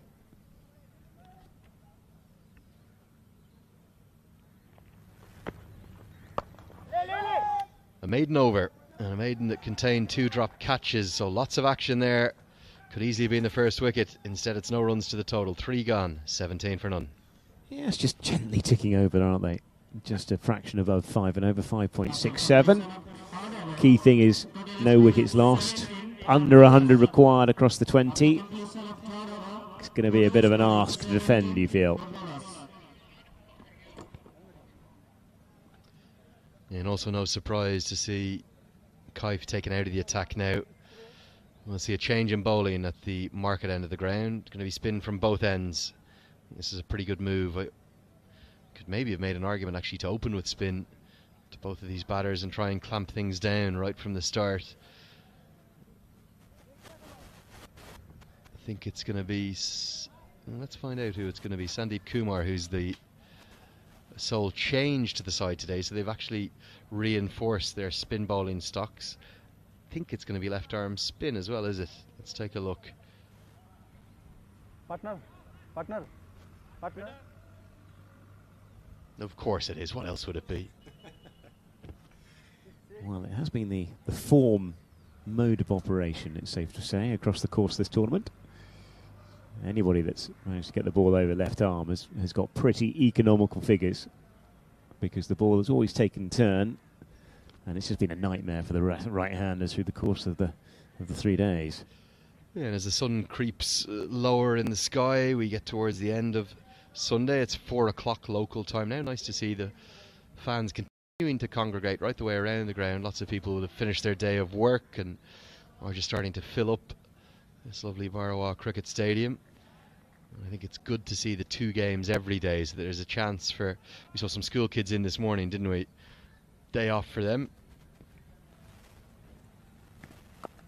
And starts with a pretty friendly delivery. Good diving effort's going to maybe stop it from rolling away to the boundary, and it'll be 2 runs to the total.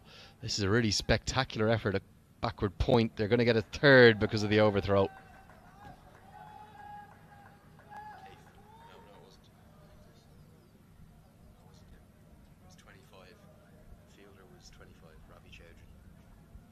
Ravi Chowdhury with a pretty good effort out on the deep. Saved a boundary, but they got back for 3 in the end.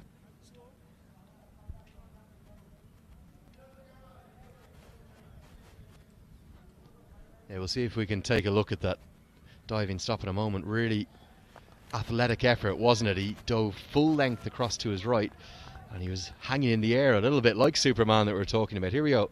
Look at this stop, Johnny. This is outstanding. It's a terrific effort, isn't it? If you were goalkeeping in the Premier League, you'd be happy with that. You really would. And definitely 1 run saved. But right now for the Dhaka side, they need to find some wickets, because at the moment nothing's really going their way. Yeah, look at that again. Wow. Because that has taken a bobble, and he's pushed that round the post. Superb stuff.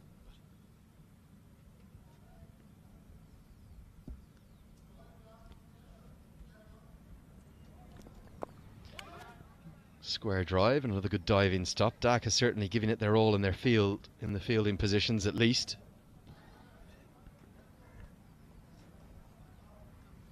Yeah, they've got to be committed, haven't they, when they're defending such a low total. Down the track, it's straight towards Ravi Chowdhury again, who's having the ball follow him like a magnet. Thud of the pads in frustration. There's a very, very content looking Army camp. That's the one you want to be in at the moment. Get in and around the side who's been outstanding. A misfield this time. Oh, a double misfield. It is going to be a triple. Oh, no, it's not. 1, 2, nearly 3. The end result, 2 runs. Well, it took 3 men to hunt it down, didn't they? But they got there in the end. Chowdhury again. What a little athlete he is. Here we go. Number 1. Oh, number 2. And wait for it. Imagine this would have gone through Chowdhury's legs. That would have been quite something. Instead, he tidies up. But 2 more runs to the total. End of the 4th. 23 for none.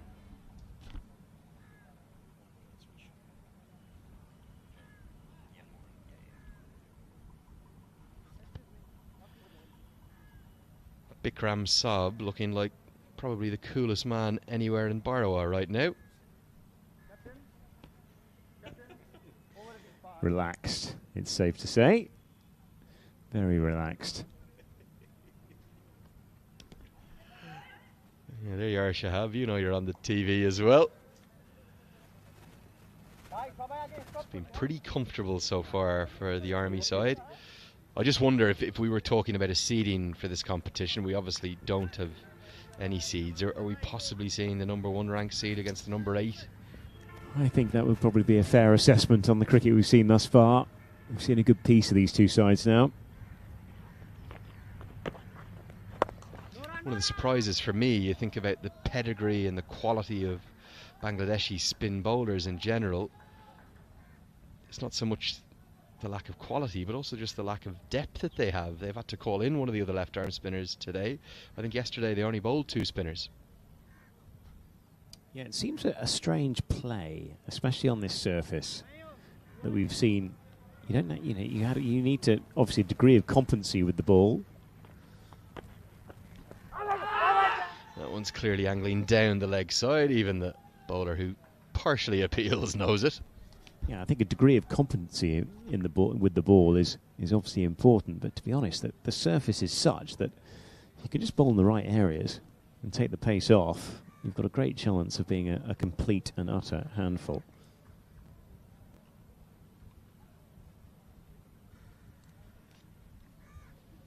Tossed up and smashed down the ground. Going to be a boundary.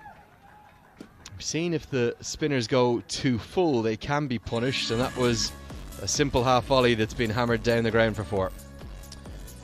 Yep, got to the pitch bit, that was the key, and he's absolutely smashed that between the stumps and the non-striker, and it's run away. Captain? No doubt. Love that shot. The shot from behind the pavilion with the officials all watching on, doing their work. Beautifully silhouetted. Very creative shot, that one. Many vantage points here, aren't there, at the ground? Pavilion, where you got the players and match officials, of course. All the teams are over there, and the administrators behind the tournament.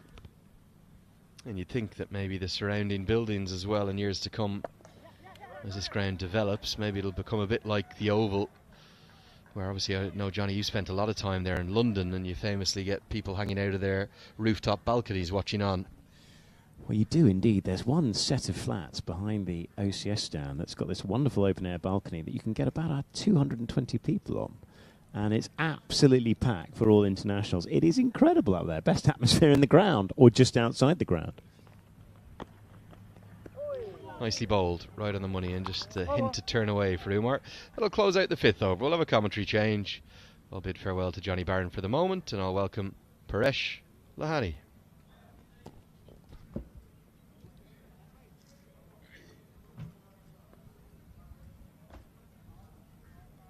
Thank you, Andrew. It's a good start without losing a wicket. The run rate is 5.80 in 5 overs. How are you, Tony? I'm pretty good. How about you? Shades are off. Not bright enough. Tell you, with all your talk of this nickname of yours named after the late great Tony Gregg, we're going to have to get you a hat, aren't we? A lovely Panama hat. That's what he was famous for. Yeah, but it'll be too hot.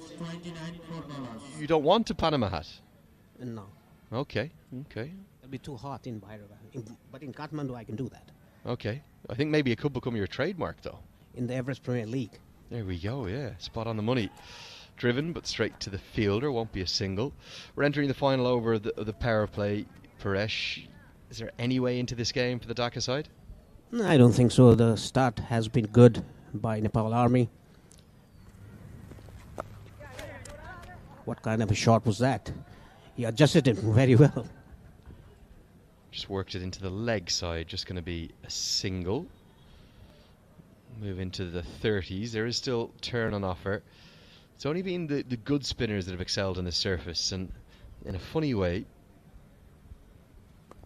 when it's turning so much, there comes a weight of expectation on the spinners too.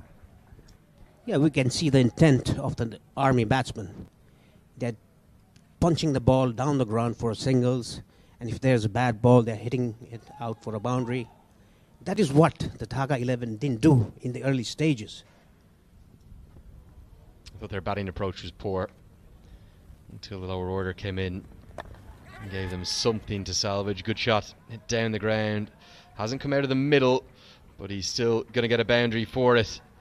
And again, much more intent. Tossed up, and he's played it with a straight bat. Yes, he hasn't got out of the middle. He still gets 4 runs. Yes, exactly. Whenever the ball is tossed up, you can just step 1 or 2 steps, come forward, and go to the pitch and hit it over the bowler. Still power play on.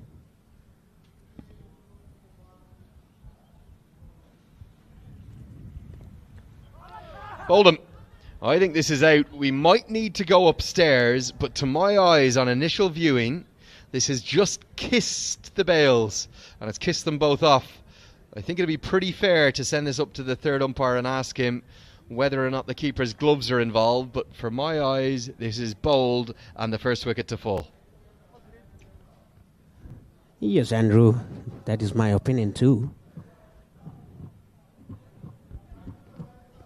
Of course, check the front first, front foot first, I'd imagine, but it was a nice delivery. Just skidded on, didn't it? Maybe a little bit flatter through the air. Here's a look at the front foot. There's absolutely nothing wrong with that. Well behind the line. Bowlers have all been pretty good. Can't remember a front foot no ball, actually, so far in this tournament. No real free hits. And here we go. This will be a good angle. Keeper's gloves behind the stumps. Kisses the bails. Off they go. Why are you standing there, batter? You're out. Yes, exactly.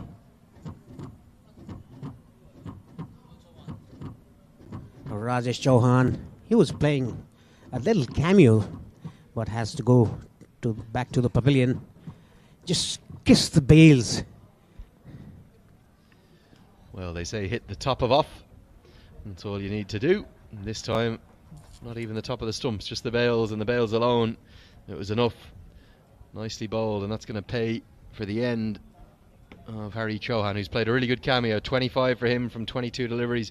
Was definitely flatter through the air, and we've seen almost all the batters who've gone back into their crease to the spinners.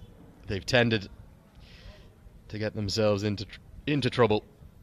And here comes the man that the fans have come in to see. It's the young superstar, the 19-year-old Rohit Paudel. Yeah, the hero of last match yesterday, scored 80 of 59, not out. Just clip the bails. Yeah, you'd need a fair bit of audacity just to stand there after you're bowled, but in fairness, since we have the technology, we may as well use it.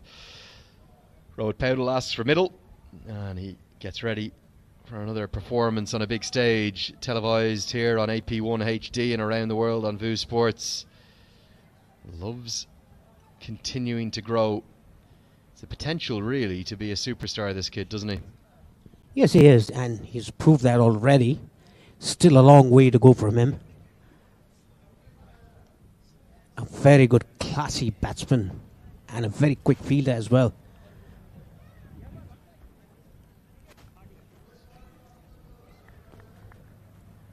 Good to watch Rohit Paudel. Just happy to be watchful from his first delivery. Gets us to the end of the power play. 6 gone. And the score 35 for 1. Total score is 35 for the loss of 1 wicket.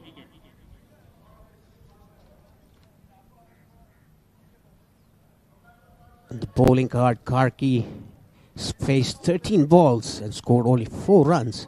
Hari Bahadur Chauhan was attacking, 25 of 22. Rohit Kumar Paudel just in, has just played a ball, a defensive shot.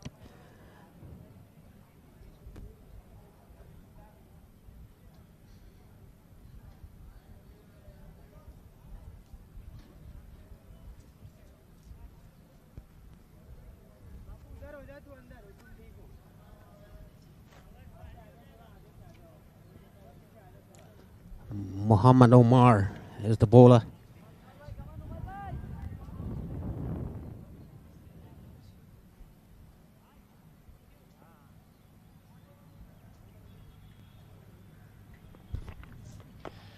He's going to bowl his 4 overs straight through, and real turn on offer from this delivery.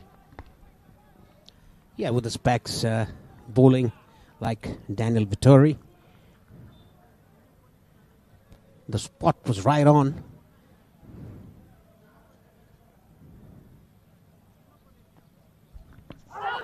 Puds into the pad, and this has been given out. I just wonder, I think this is angling down. I think this might be a little bit of a fortunate decision for the bowler. If you watch the angle of this delivery, everything's pushing in towards the legs. At best, is it going to clip leg stump? Either way, Santosh Karki, he's got to go. And we could hear two sounds here back in the commentary box. I don't think there's any bat involved. His bat's miles away from this, but it's going to miss leg stump for my money. Definitely.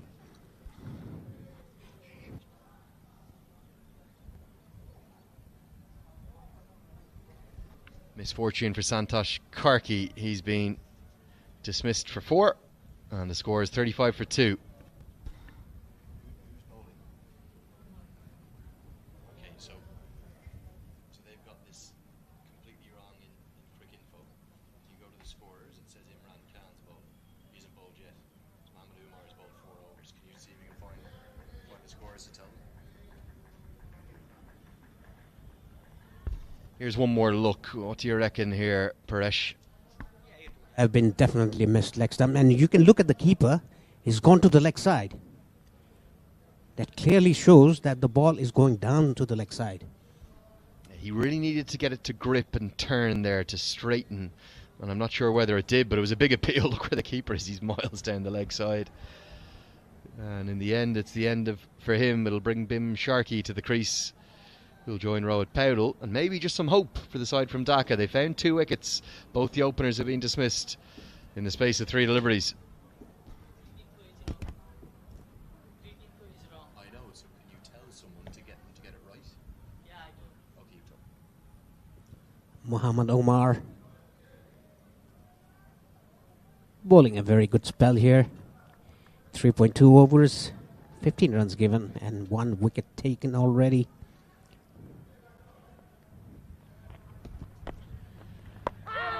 This one's kept a bit low, and Bim Sharkey's kept it out nicely.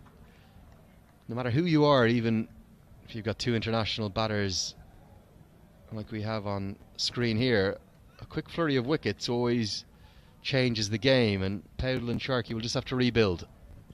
It'll be very interesting to see the run in between the wickets of these 2 cheetahs.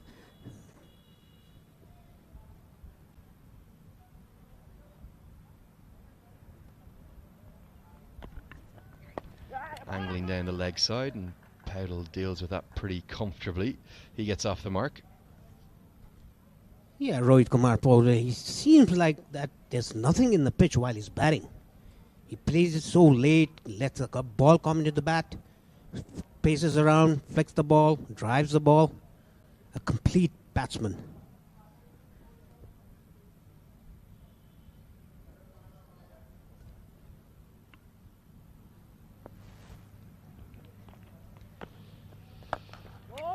He played full face of the bat from Sharkey. Sharkey's a cricketer who's been talked about as having great potential, as maybe being a consistent pick for the national side, but in his very limited opportunities, he hasn't quite shown how good he is yet. He's an excellent fielder. You can't just be an excellent fielder, you've got to offer something with the bat too. How good a batter do you think he is? Yeah, he's a very good batsman, but he comes lower down the order in the national side. That is why he haven't got that too much of balls to spare with.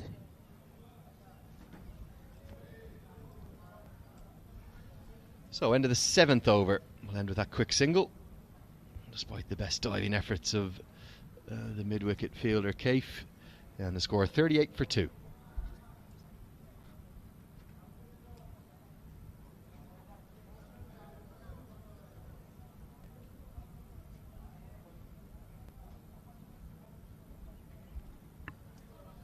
We'll also close out the opening spell of Mohammad Umar. He finishes with 4 overs, 1 maiden, 1 for 17. Very fine figures, whatever the format. Making good use of those spinning conditions, and the captain himself is going to say he thinks that we need to keep going with spin, so he's going to replace the other left arm spinner, Sandeep Kumar, and bring himself into the attack with his off breaks. That's the skipper, Musharraf, who Paresh will pronounce beautifully all 4 names here. Yeah, I surely will. But later. Don't be shy, Paresh. Come on, you're never shy with me. Sweep shot attempted. May not be bad involved here, but it's turned so sharply. Probably hit him outside the line of off stump. Impossible to give out. That is what I reckon, Andrew. The ball surely hit him outside the line. Quite an optimistic appeal. Yeah, and look at how much it has to turn. So it's hit him outside the line, maybe going on to hit the stumps. And the skipper can't believe it, but another good decision, definitely not out.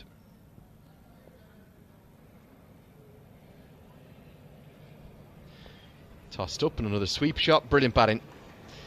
It's outstanding manipulation of the field, and Rohit Paudel continues to bat on another planet. Yeah, apart from rest of the batsmen, rest of the teams, Rohit Paudel sees this wicket as a batting paradise.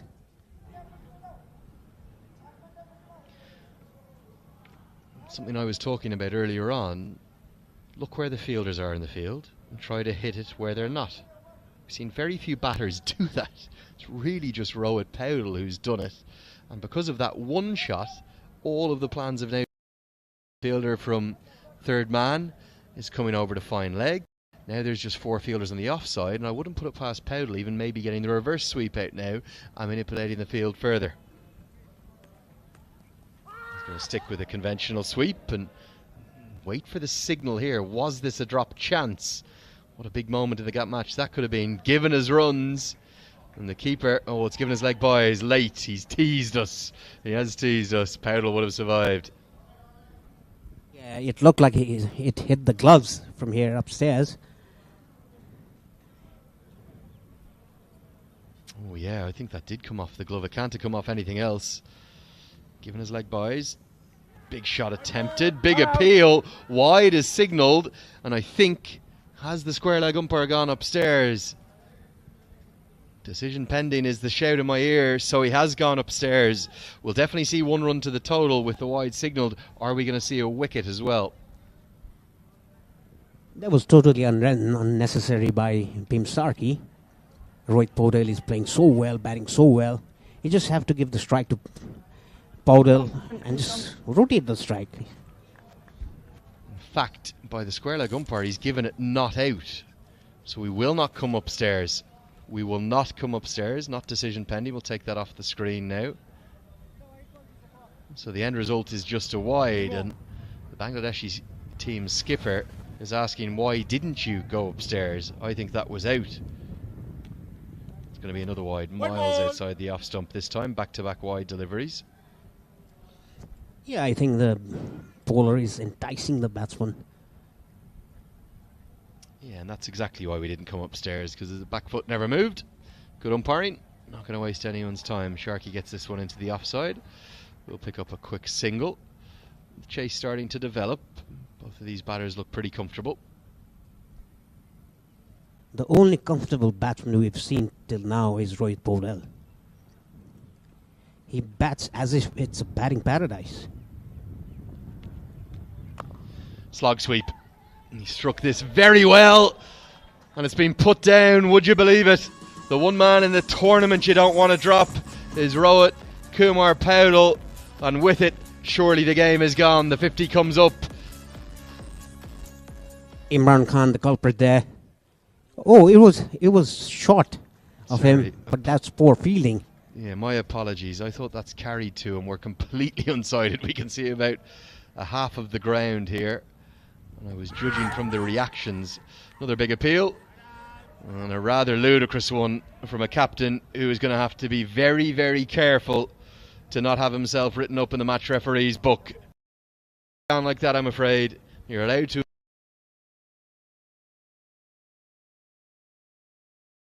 In the way he just has. This is poor.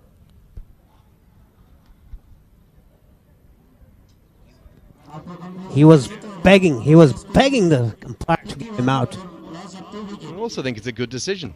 Ball's turning square. There's such a narrow window with how much that delivery is turned to hit in line and go on to hit the stumps. He's also down the track. Not out for my money. And look at this. You can't do this any level of cricket. shouting out, out, out, and then giving out to the umpire. I think he's going to find himself written up, and rightly so, in the match referee's book by Satyajit Sarkar. He's not going to stand for that.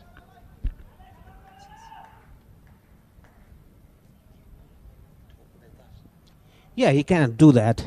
I mean, you have to appeal only once. You cannot do that. You cannot beg. You cannot shout at the umpire to give that out.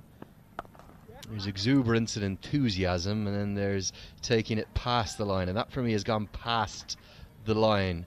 I think Satyajit Sarkar's notepad could be filling up with some details of that, and the captain, of course, as well, to make it even worse, from the THCA and Dhaka, may well find himself in a spot of bother. I also think genuinely very good decision. You can't give that out. It's turned far too sharply.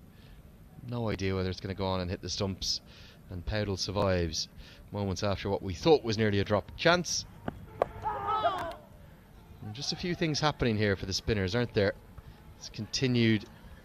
Going to have overthrows with the direct hit. We'll get through for the single. Yeah, that's a bonus run for Nepal Army when they are going very well. Sandeep Kumar, the bowler there. They are angry with each other.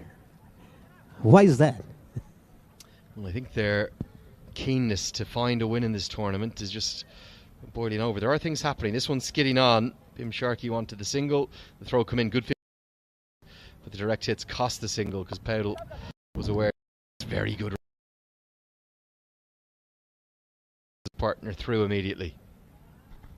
Yeah, that is what Bim Sharkey does. He just taps it with a soft hand and takes a single.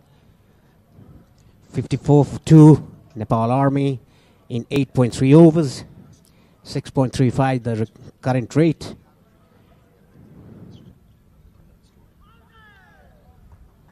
More runs into the leg side this time, and they're so quick between the wickets, these two. Don't think there's another pair in the tournament that would have run 2 there. Powdell quick on the turn, and his leg buys, but 2 more to the total. Yeah, like I said, these two cheetahs gonna run very fast. Turns 1 into 2, 2 into 3s. We have only seen 2 3s in the third day of the 6th match of this Fantasy Akhada Pro Club Championship. Another example here of how nicely Powdell manipulates the ball to the part of the field that he wants to, where there aren't any fielders. Not just for 4s and 6s, but for singles as well. 4 fielders on the leg side, just the one saving the single, and he makes sure to work it square of the man at mid-wicket. That's really good batting again.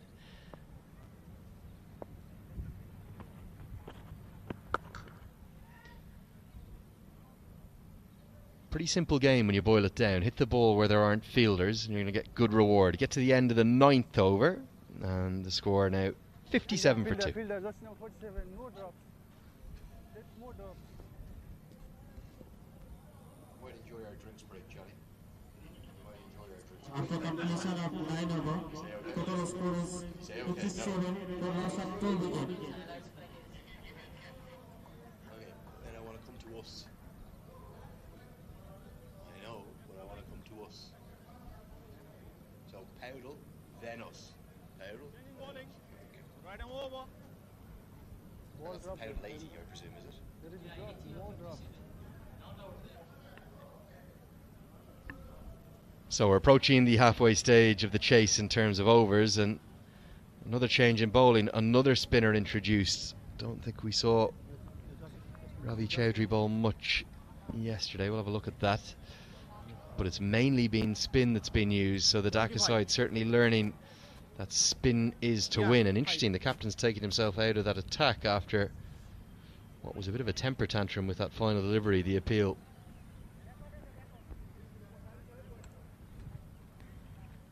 Here comes Chowdhury with some off spinners and a lovely sweep shot, brilliantly executed, swept away expertly for 4. And you can see that shot. He waited for the ball, he hit the ball behind the stumps. That is the way you should bat. Play it late in this kind of slow pitches. Yeah, Chowdhury didn't bowl yesterday, so they're really looking for their reserve bowlers. Again, hit to the part of the ground where there are no fielders. Sounds a lot simpler than it actually is, but at least if you're trying to do that, you can then manipulate the field in the way you want. And as a consequence, he's had to bring in a fine leg into play. Won't sweep it this time, he'll just work it into the leg side. It'll be a single. This is expert batting in difficult batting conditions. And you can see the adjustment of his batting. He wanted to sweep, ball was short and the ball was low, and he went back, flicked the ball for a single in the gap. And it's lovely to see good batting after we've seen so many instances of poor batting, particularly from various sides' top orders. It's nicely bowled, tossed up, and just finds the outside edge, but they'll get through for one. Body language for Dhaka looks a bit defeated all of a sudden. Yeah, Nepal Army, they are 62 for 2 in 9.2 overs. Rohit Paudel playing on 16 of 11.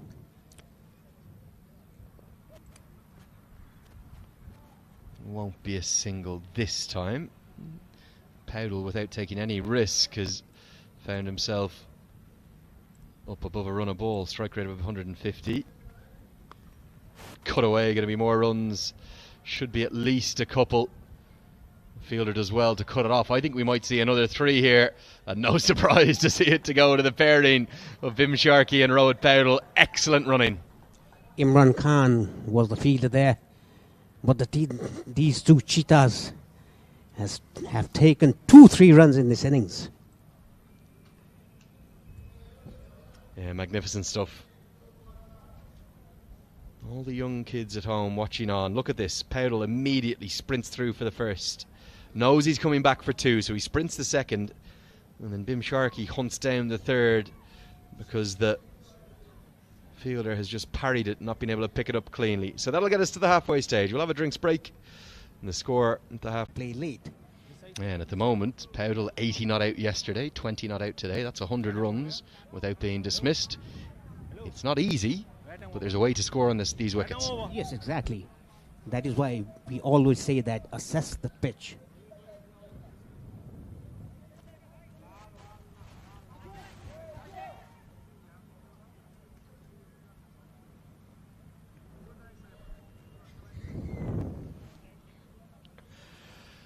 Yeah, lovely to see the fans continuing to come in and enjoy the action. Skipper's going to bring himself back into the attack with his off breaks. Went for 11 in his first over, including plenty of incident-packed moments. Paudel and Sharkey, are they going to be the two to steer it home and make it 2 from 2 for the Army? Yes, definitely, I think so.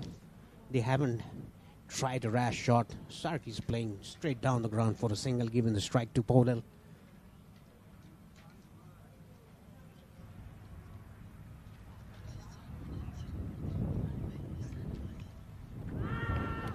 Sharp turn again. It's interesting, isn't it, Musharraf? He's getting some of them to really rag square and then others just to skid on.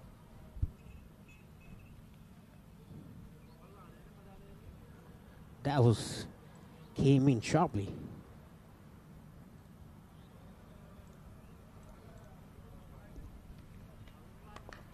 Big hit just to pick up down the ground, and he's going to get more than enough of it for 6. It was tossed up, and it's been treated with real disdain by Rohit Paudel, who's turning himself rapidly into the standout performer, the standout star of this Fantasy Akata Pro Club Championship. Yeah, talking about intent. Look at the intent he has, and look at the runs he's scoring. It's all about that. In slower pitches, or in even the good pitches, you have to have that intent and approach.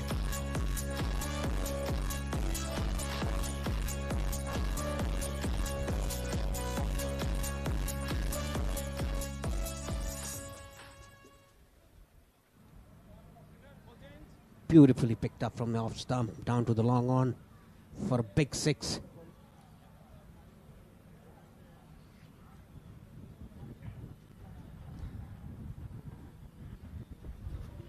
Yeah, really clean strike, wasn't it? A strike of the highest quality. Just so enjoyed watching Rohit Paudel go about his business. He's been absolutely outstanding, I think it's fair to say, throughout this tournament. And going to be more runs here. Should be a couple. So quick between the wickets, these two. Yeah, Rohit Paudel comes down the track. The bowler sees that, bowls very wide. Then Powell adjusts the shot. Look at the replay here again. He adjusted the shot. And there's a misfield there. Even the ball was so close to the fielder, they have taken 2 runs.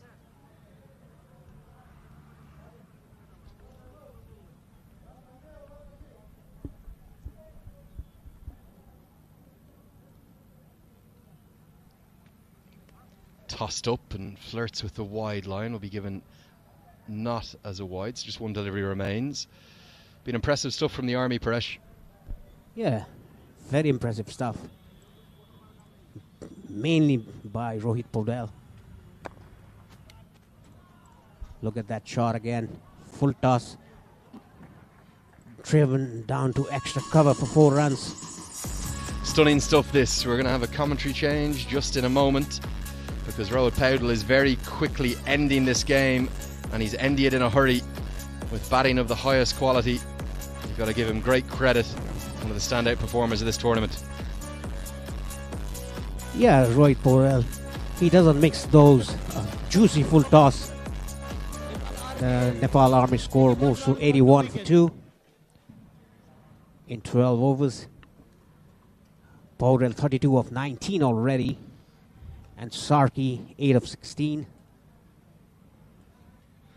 And that'll get us to the end of that 12th over. I'll pass over, leave you with Tony. If he's ever going to forgive me, I'll have to wait and find out. We'll be joined by Johnny Barron. You're forgiven, Andrew. Right arm over. Batsman new bowler, right arm over.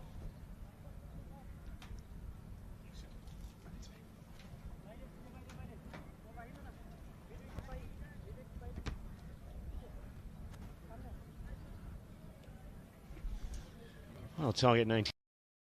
We're into the final knockings of this contest. Decent crowd building up as well. After work, of course, here. 16 required off 48 balls. Run rate 2. And, yes, the run rate at the moment is 6.75. 2 required, I should say. 12 overs gone, 8 remain. And these two are batting very nicely indeed.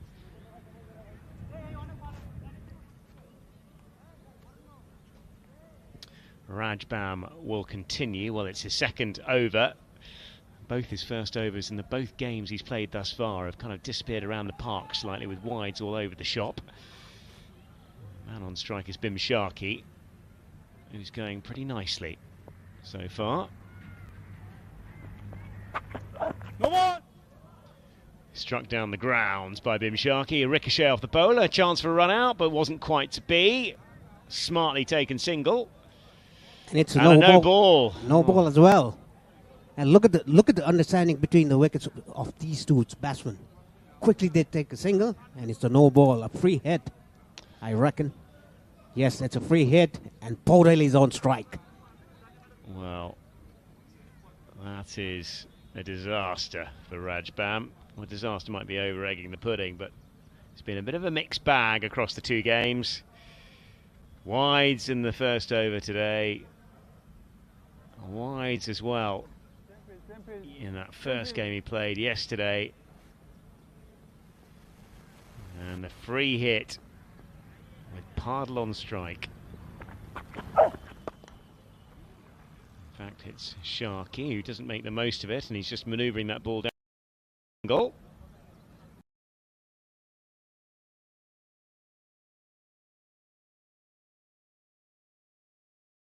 Turned in Powell's hand.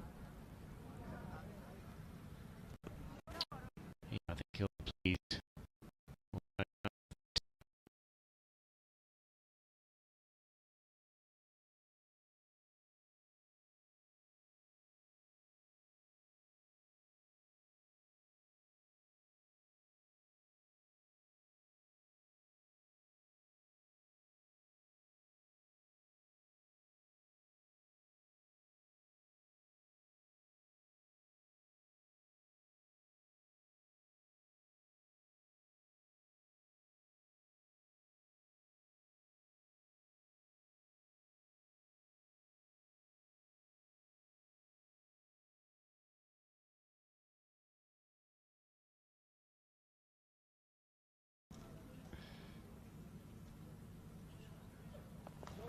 Just defended quite nicely by Bisham Sharkey.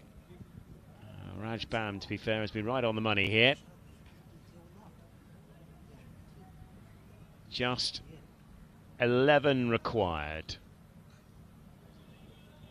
And Andrew Leonard has discovered a scorecard that involves a duck against Germany. One of the big ones. Very well played. Yes, of course. Come on, Paresh, you're going to have to fill us in. Where was that? Munich. I think it was in 2008, the Division 5 in Jersey. To be fair to Germany, of course, extraordinary recent performance. We're just 3 games away, weren't they, from qualifying for the World T20. Quite extraordinary performance. Got through the European qualifiers. I'm not sure they were that much of a force back then, Paresh, but no, I think we're being very harsh to you. One of the legends of the game. Pleasure to have him in the box. Lovely stuff. Just walking all day, a little bit of a misfield. They'll come back for a couple. And it's just a lovely use of the feet. Just getting outside of the line of the ball, flicking it through the onside. Lovely piece of batting. We've seen plenty of misfields in the third day and the 6th match of the tournament. Plenty of misfields. Well, he's lucky, actually, isn't he? That doesn't disappear over the boundary.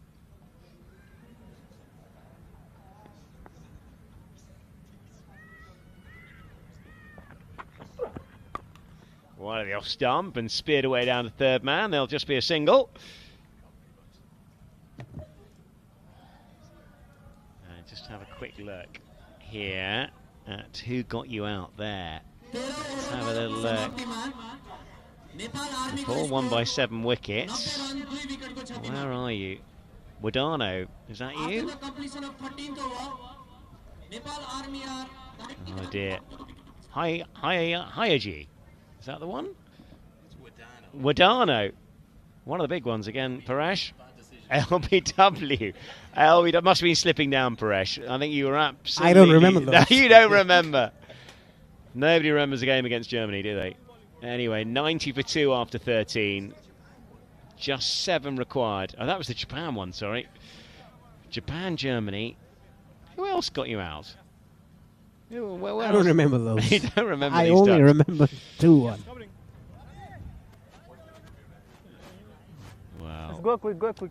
7 overs to go. 6.92 is the run rate at the moment. 7 required off 42 balls. Don't really need to worry about that equation. Good crowd in as well in the grandstands. Plenty around the outside as well. Several of the teams here. And it will be Imran Khan into the attack.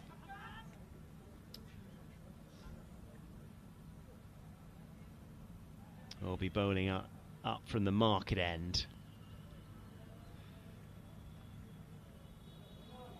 7 in 42 the equation.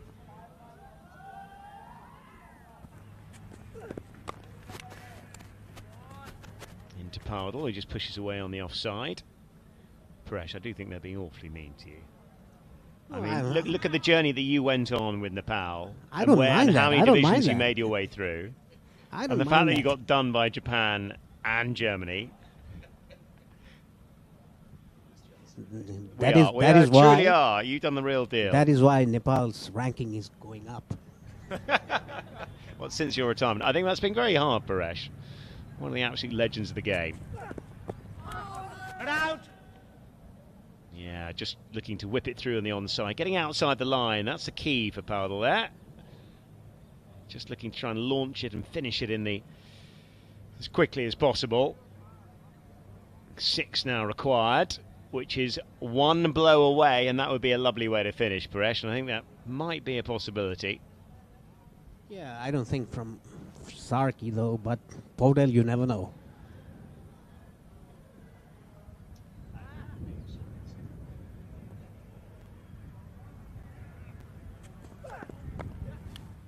I'll take a quick single, and that's a brilliant bit of running.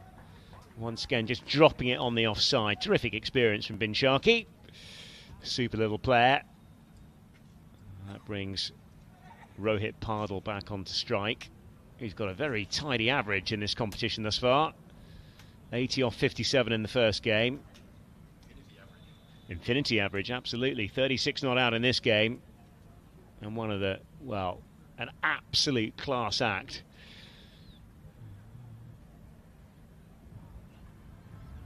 And wouldn't be, it'd be fitting if he hit the winning runs here. Well, that's gone up in the air. Oh, drops just short. Oh dear. I'm not sure that's the greatest bit of fielding. What was the fielder doing there? We'll have to see that again. Leading edge by Podell.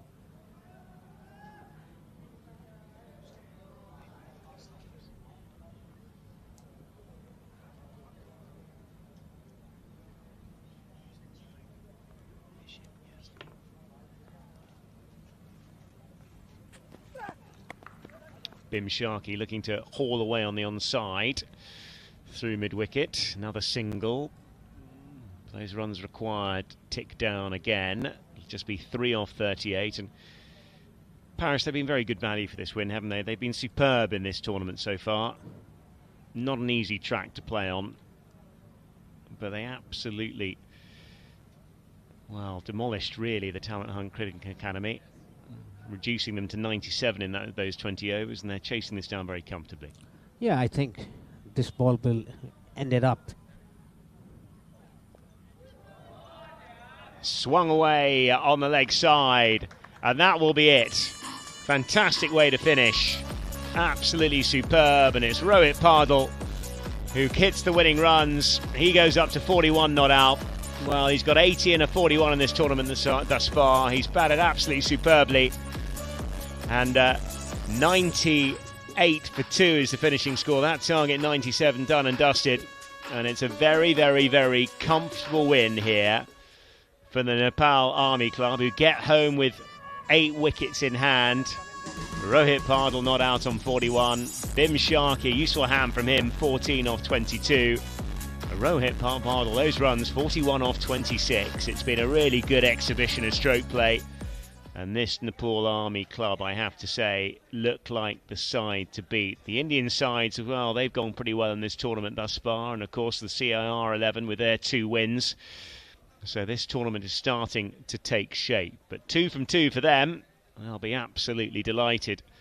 And as far as the Talent Hunt Cricket Academy is concerned, anyway, here we go. There are the winning runs. Just flashed away on the pull, backward a square by Rohit Pardal, who's a hugely impressive young man, an experienced cricketer. And the Talent Hunt Cricket Academy, well, they're dragging themselves off the field to play. It hasn't been the greatest tournament for them thus far. Bundled out for 77 in the first game and 97, I should say, in the first innings of this game. And they've got well, I think it's safe to say that I think they'll be out of the tournament fairly shortly. And the Nepal Army Club, well, they could well be in the shake-up, you feel, the latter stages of this. Really talented bunch. Pardal and Bim Sharkey, the 2 batsmen on screen now, just shaking hands. See Andrew Leonard down there for the presentations as well. They'll be coming up fairly shortly. And well, a good crowd has been here again on Sunday, which is a working day, of course, out here in Nepal. But we're 6 games into the tournament. Still got a further 11 to go, so plenty more cricket off the next few days. We go all the way through Monday, Tuesday, Wednesday, Thursday, Friday next week, and then a big grand final will take place on the Saturday. Super Saturday, as it's been nicknamed. Yeah, we'll have the... So we've got the wicket highlights first of all. Just a couple of these. And that was the one that just clipped the off bail.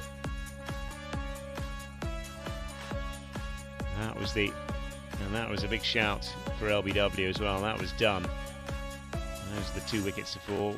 As far as the bowling card's concerned, well, not really much to speak about. The top of the wickets, MD Umar and Shandip Kumar. And now we've got the batting highlights. Now this was Well, fairly tasty, really. That was a lovely shot, wasn't it? Off the back foot, through the offside. Terrific way to start. Little flash through the lovely shot down the ground as well. Some elegant hitting. That was the mark of this side, prepared to wait for the ball. Shots down the ground throughout. And really, lovely. Yes, just getting himself outside the line of that off stump and flicking it down through the left side, through the leg side. Big slog sweep, not the greatest bit of fielding. And again, just getting that lap sweep down through fine leg. And then a lovely cut through the offside. Nothing the man can do back there. And then a shot up and over. Big shot. While clearing the fence. Through the onside, an extra cover drive as well. And almost a good stop. And that was a good one to finish, wasn't it? The final boundary by Rohit Pardal, who's been absolutely superb. And just looking at that card. Karki, 4 off 15. Chauhan, 25 off 22. Rohit Pardal, of course, 41 off 27. And Bim Sharkey, 13 off 22. Very useful runs, of course, from those two, and comfortably getting home. 98 for 2. And the match summary, 96 for 8 off 20 with Talent Hunt. CA Dhaka, Nepal Army chased those down very comfortably indeed, as we've just seen before.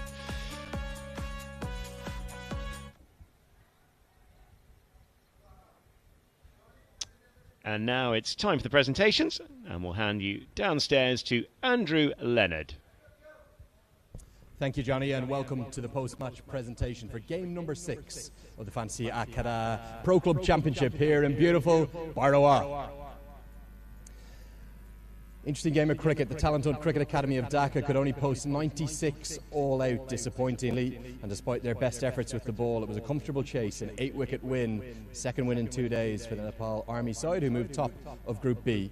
We're going to hear from both captains and find out who the player of the match is in just a few moments. I'd like to call first on the losing captain. That's Mosher Masharaf of the THCA side from Dhaka. Come in and have a chat to me. Just stand there, mate. Disappointing effort with the 6 runs was never really going to be enough. Yeah, enough. This wicket enough scored है. तो batting अच्छा, very good batting. We are today. Opening suffering है. तो next game we are come back. Okay, you had 2 losses in 2 games. You'll need to win your last game and hope other matches go your way. You'll hope to win your last match? Yes, we are come back. Finally, you must have been pleased with the way your bowlers fought. Your spinners bowled well. Yes, the spinner is very well, and this wicket is spinning wicket. Hard luck today. Best of luck in a couple of days' time. Thank you. Okay, that's the losing captain. We'll hear now from the winning captain, a very happy man. That's Binod Bandari.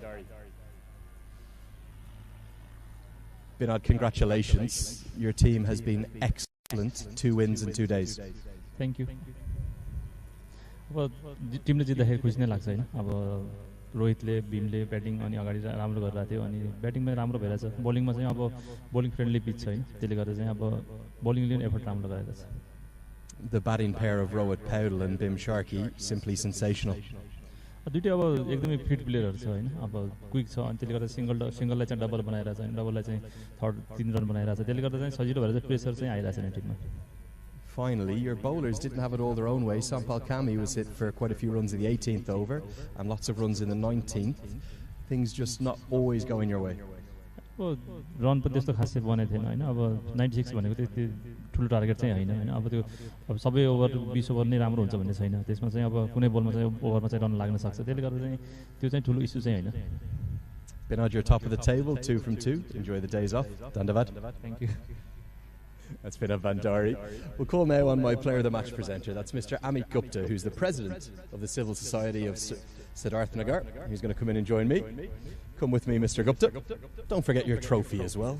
Always good to have that. Thank you for all your hospitality here in beautiful Barawa.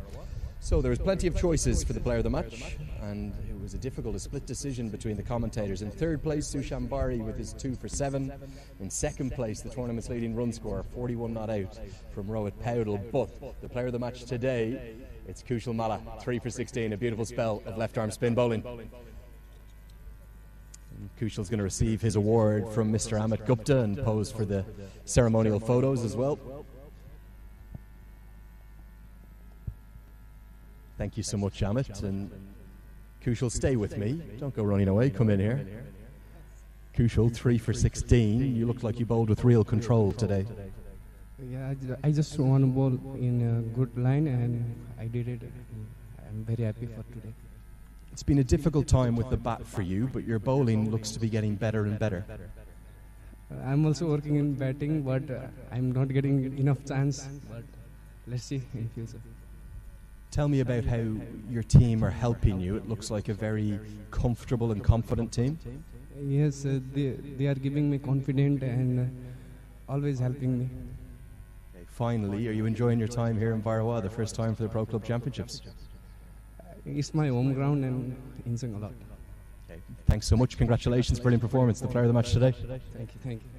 That's the wonderful Kushal Malla, and that's going to wrap it up from here in the post-match presentation. Back up to Johnny. Well, thank you very much, Andrew Leonard there with the presentations downstairs. And, well, we're pretty much done for the day, but we'll just tell you about the match lineup for day number 4 tomorrow. The first game is the Armed Police Force versus the UP11 from India, and that will be on at 10 a.m. and will be on air at 9:45 tomorrow morning. And then the second game in the afternoon will be the Malaysia 11 looking to avenge that first defeat they had in the game against Push Sports Delhi, who've looked very promising in this tournament so far. So that'll be up. That'll be that from us. We'll be back at 9:45 tomorrow morning. We'll leave you with the highlights.